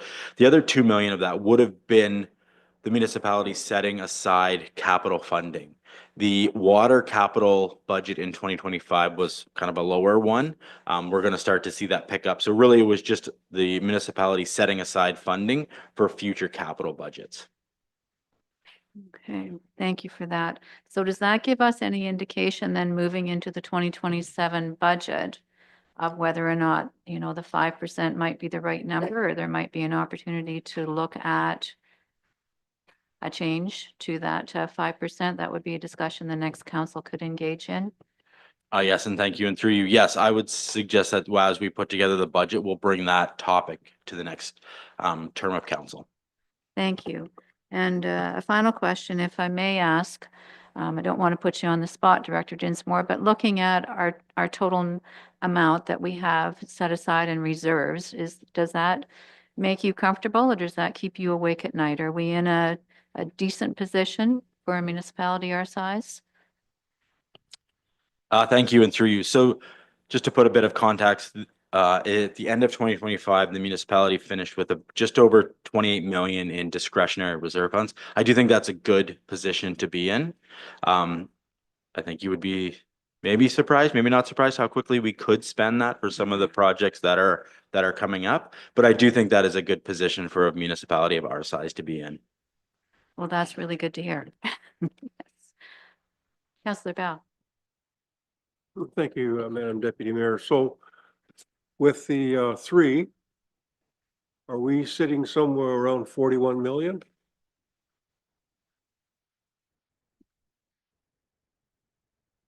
Got 9 million in the obligatory and 28 you just talked about and sort of the 5 before. So that's about where we are. Through you, Madam Deputy Mayor, yes, that's correct. 41 million. That's a really nice number to have. Thank you. Well, considering where the municipality was a few years ago. Yeah. Yeah. Anything further from council? Then I'll call the question. All in favor of accepting the report on reserves, and that is unanimous. Thank you very much. I is DEV 2026-16, declare land surplus and transfer ownership. This is Georgian Beach Lane. The recommendation that the Committee of the Whole recommend Council of the Municipality of Meaford declare surplus to municipal needs the lands described as Part Lot 46, Plan 284, designated as Part 10 on Plan 16R-9506, and Part Lot 47, Plan 284, designated as Part 11 on Plan 16R-9506, and Part Lot 48, Plan 284, designated as Part 12 on Plan 16R-9506. To authorize the conveyance of Parts 10, 11, and 12 on Plan 16R-9506 to the owners of the abutting lands municipally known as 148 Georgian Beach Lane. 3, authorize the mayor and clerk to execute all necessary bylaws, agreements, and transfer documents required to give effect to this report. And 4, direct staff and municipal legal counsel to complete registration of the transfers and any associated deeming or land registry documentation required to consolidate title. This is an interesting one. A mover and a seconder, please. Councillor Uhrig and Councillor Ennis. Thank you very much. Is there discussion on this matter?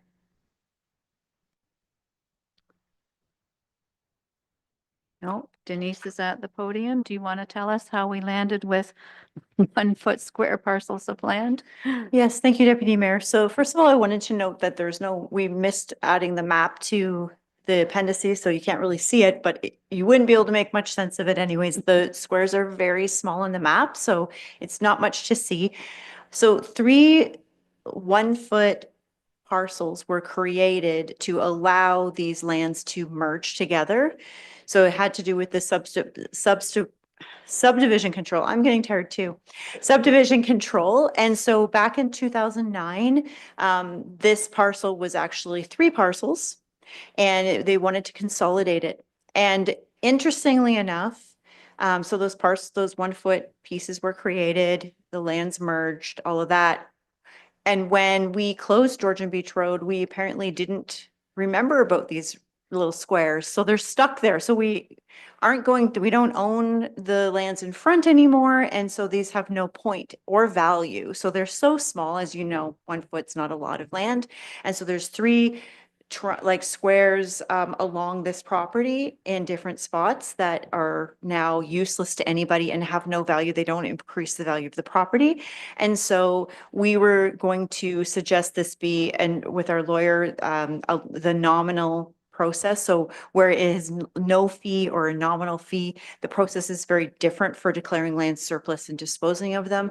So they don't have any value to ask for, really. I mean, we could just leave them there forever. It would just be a messier situation because we'd own lands that would come up every time the CIO is looking for lands to put on the map. They'd end up coming up. So, which is not great because it's not of anything that we can do anything with.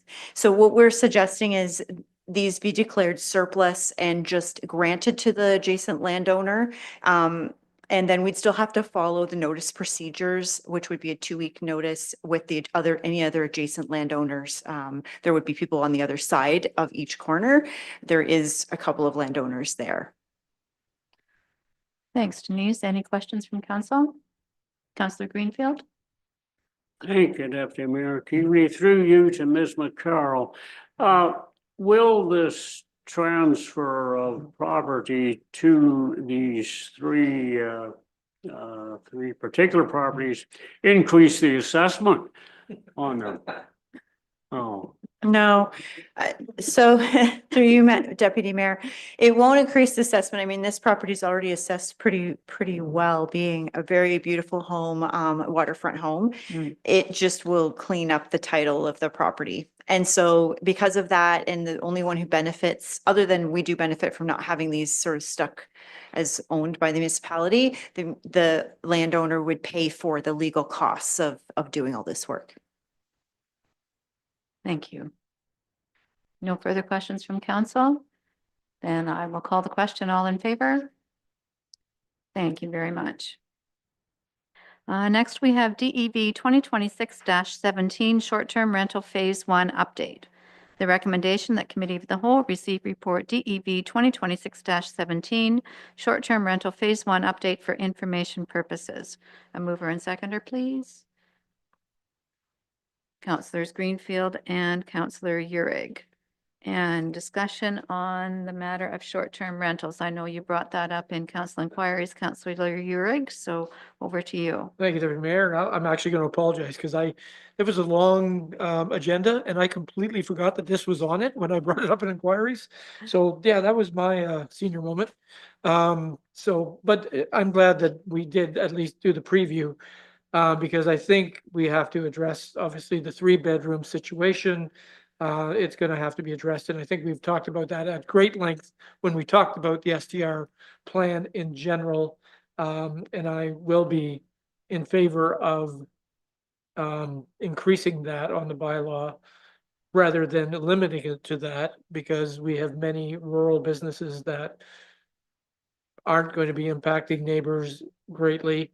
And that's why we are putting in the monetary aspect of penalties so that we can keep under control issues which can happen in a 1-bedroom as well as a 4-bedroom facility. So I'm glad to see this report's coming forth and bringing this to light.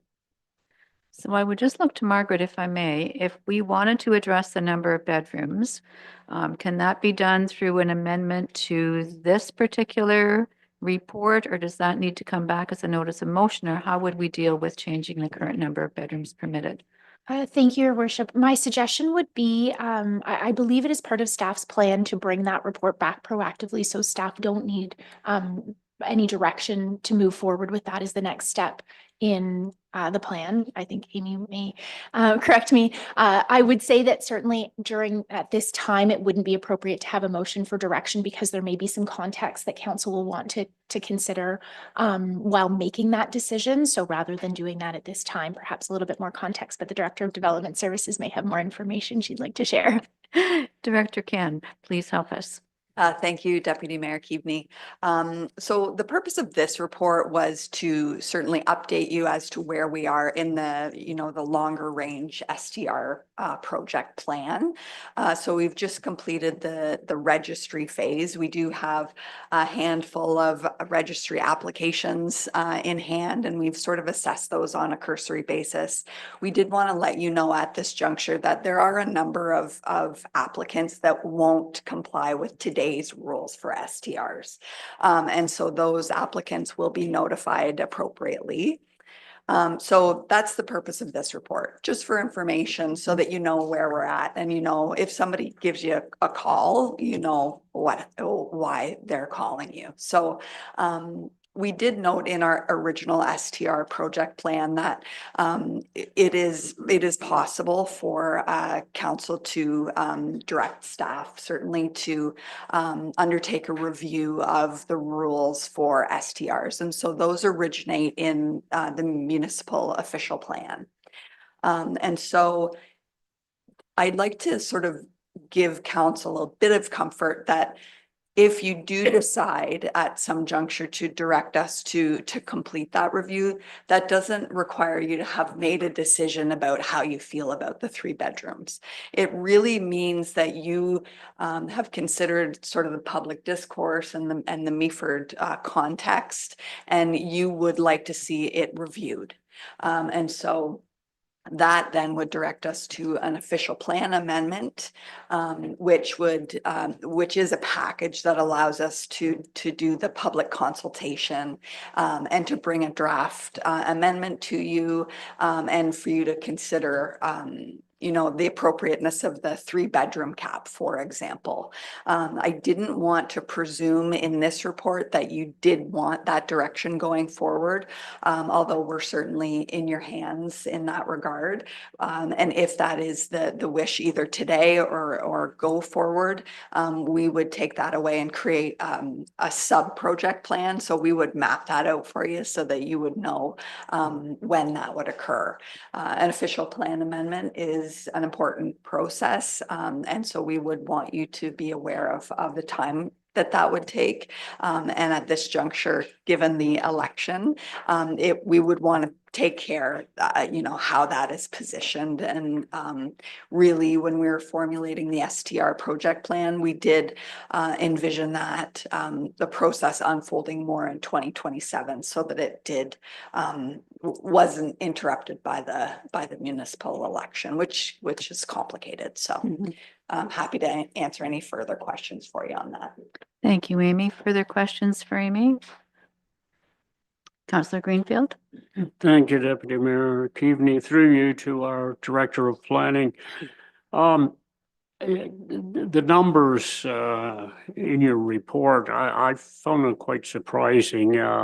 Staff estimated at one time we had about 200 SCRs. I thought maybe that number was low. And then when we got into the registration requests, we only had 64, and a third of them were there were problems with their applications. And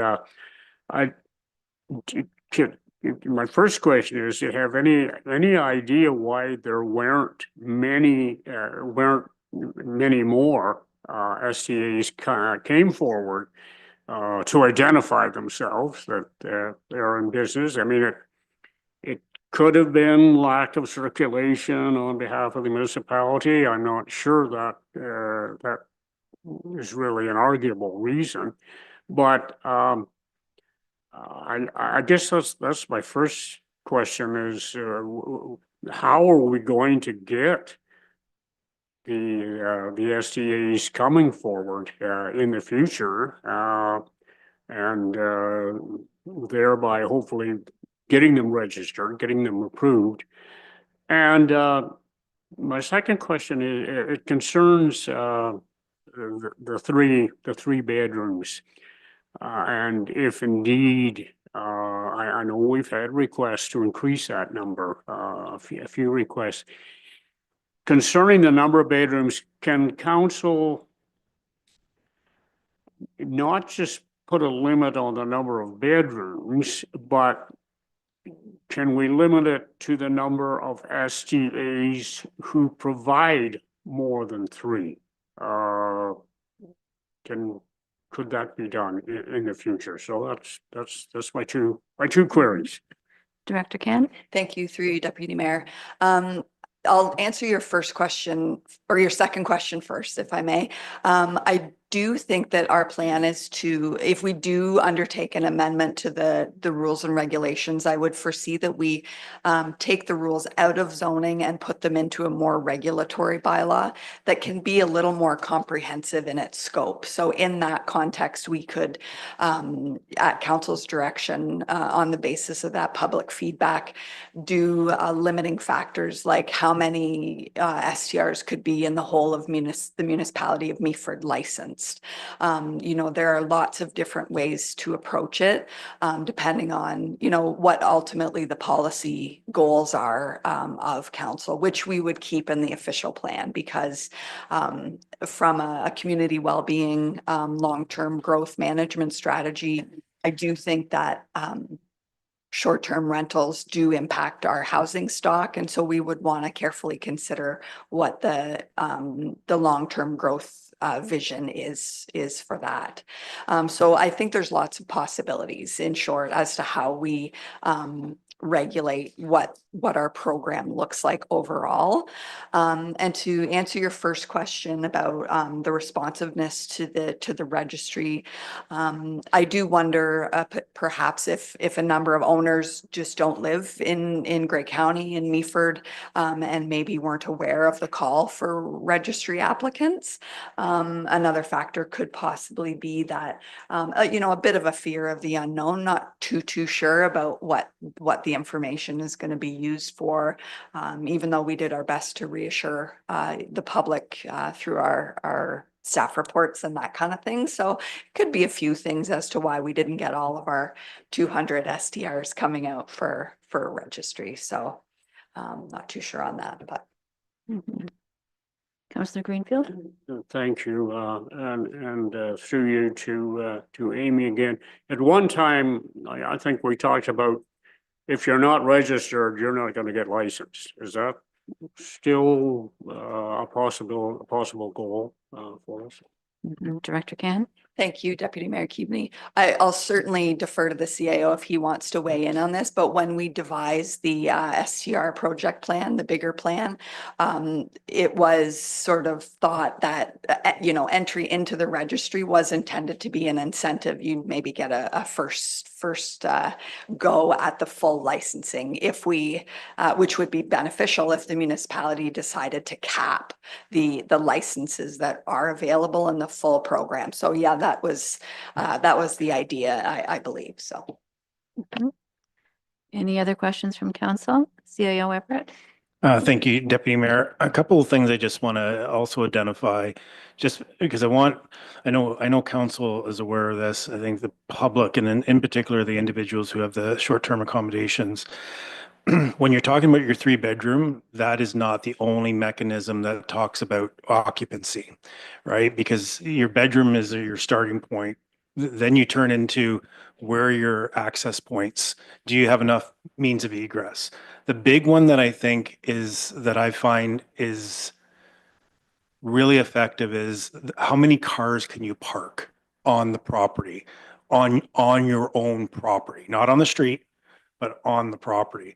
And then you factor in like the number of parking spots can actually limit your occupancy. So you could have 10 bedrooms, but if you only have enough parking for 2 cars, that's going to take those occupancies down. So there's a lot of other mechanisms that you can put into play.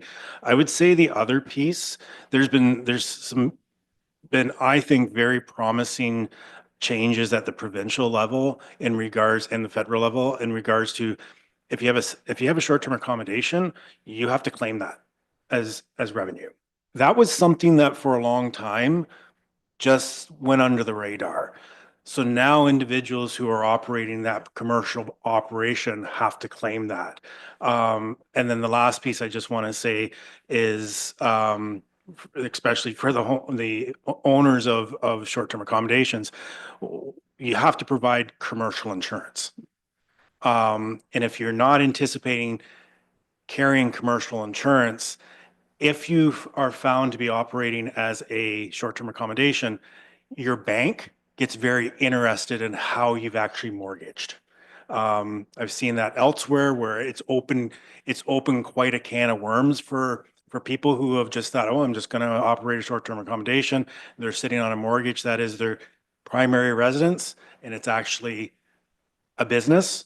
The bank takes an interest in not actually having a mortgage that reflects the use of the home that you're mortgaging. So there's a lot of nuances, and quite frankly, not on us, not on the municipality to tell the homeowner.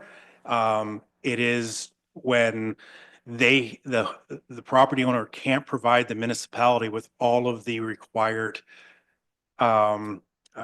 documentation, they don't get their license, they get upset. So then you tell them what you have to bring in, and then it gets back to the bank. And I do know that there is a number of properties in the area, not in this municipality, that were quite surprised that it affected their mortgage. So there's lots of nuances that people have to be very aware of when they start thinking about doing STAs. Thank you. Additional comments from council? Then I will just suggest in summary then, Director Can, that after the election, you're intending to bring a report back to council with recommendations that will address the number of bedrooms, whether it's 3 or more, and to Councillor Greenfield's point of whether there's a cap on how many with more than 3 bedrooms. And at that point in time, then there will be a discussion about the overall number of STAs that may be permitted in the municipality. Would that be accurate? And that will come in 2027 before we move forward with the actual licensing. Okay. That being said, anything else from council? Then I'll call the question. All in favor? And that is unanimous. Thank you. Next report is LEG 2026-05 Addendum, inaugural meeting of the 2026 to 2030 term of council. The recommendation that Committee of the Whole recommend Council of the Municipality of Meaford approve option B as outlined in report LEG 2026-05, the inaugural meeting of the 2026 to 2030 term of council. A mover and seconder, please. Councillor Bell and Councillor Ennis. Thank you. Any discussion on option B in this report? And I think that is pretty inclusive with the bagpiper, and it sounds like a really nice event for the inauguration of the next council. So I'll just ask then, oh, I'm sorry, there is Allison. I apologize. Thank you through you.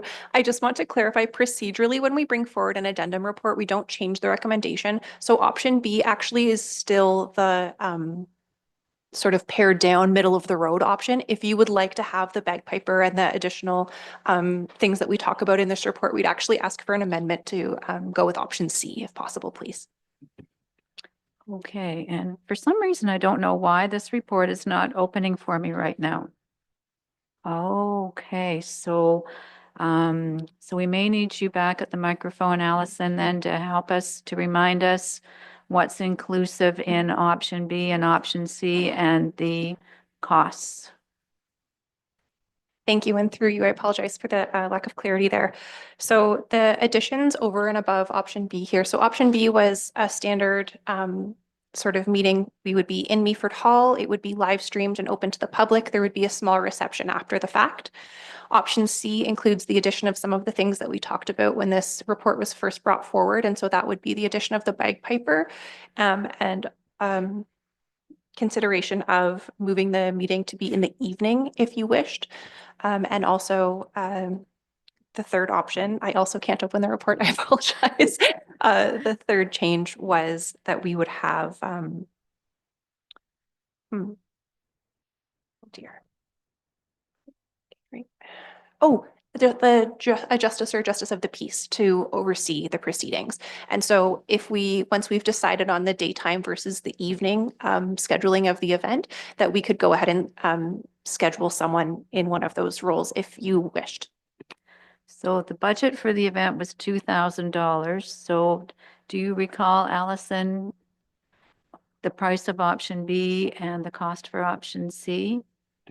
So in the end, the bagpiper has offered essentially to do it for free. So there is no additional cost for the bagpiper. I don't expect that the cost of having the presiding individual come would be anything more than nominal. And so I think either case we could do within that $2,000 budget. Okay, so does that give council enough information? Do you recall the report well enough then to identify option B or option C? And we've just heard Allison say that both can be done within the $2,000 budget. Okay, so the recommendation is option B. So if we vote for option B, that's what will happen. If we don't vote for option B, then we can have an amendment to move forward with option C, if that makes sense without having it in front of us. Is everybody okay that way? Okay, so I'll call the question then. All in favor of the recommendation, which is option B?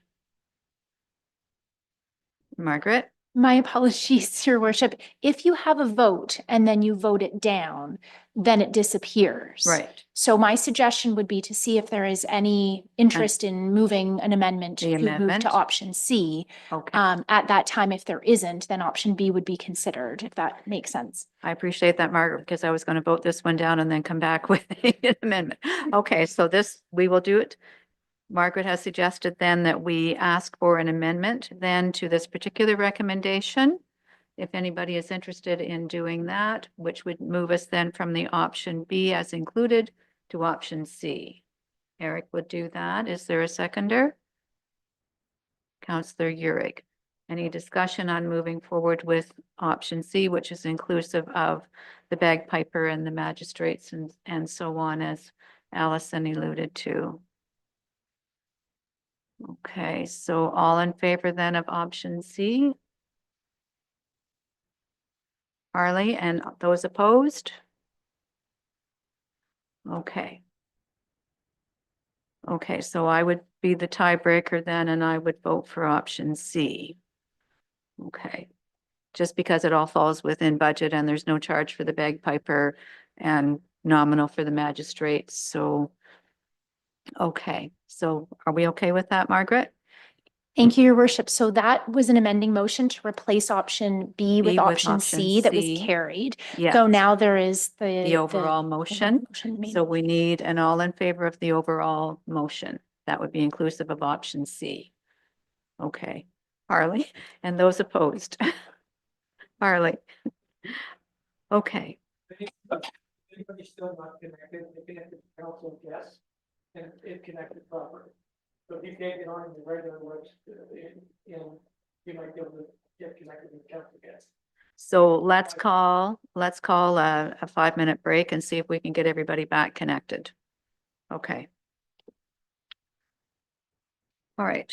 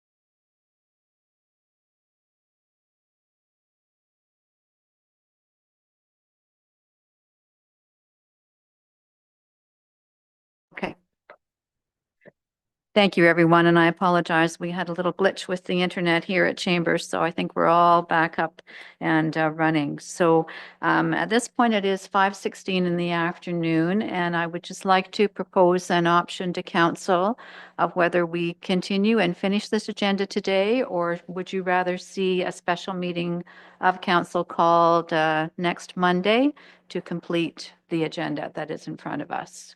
I know it's been a long afternoon and we still have a couple of reports to complete as well as a closed session. So what is council's recommendation at this point? So I guess I will ask who would like to continue with the agenda in front of us?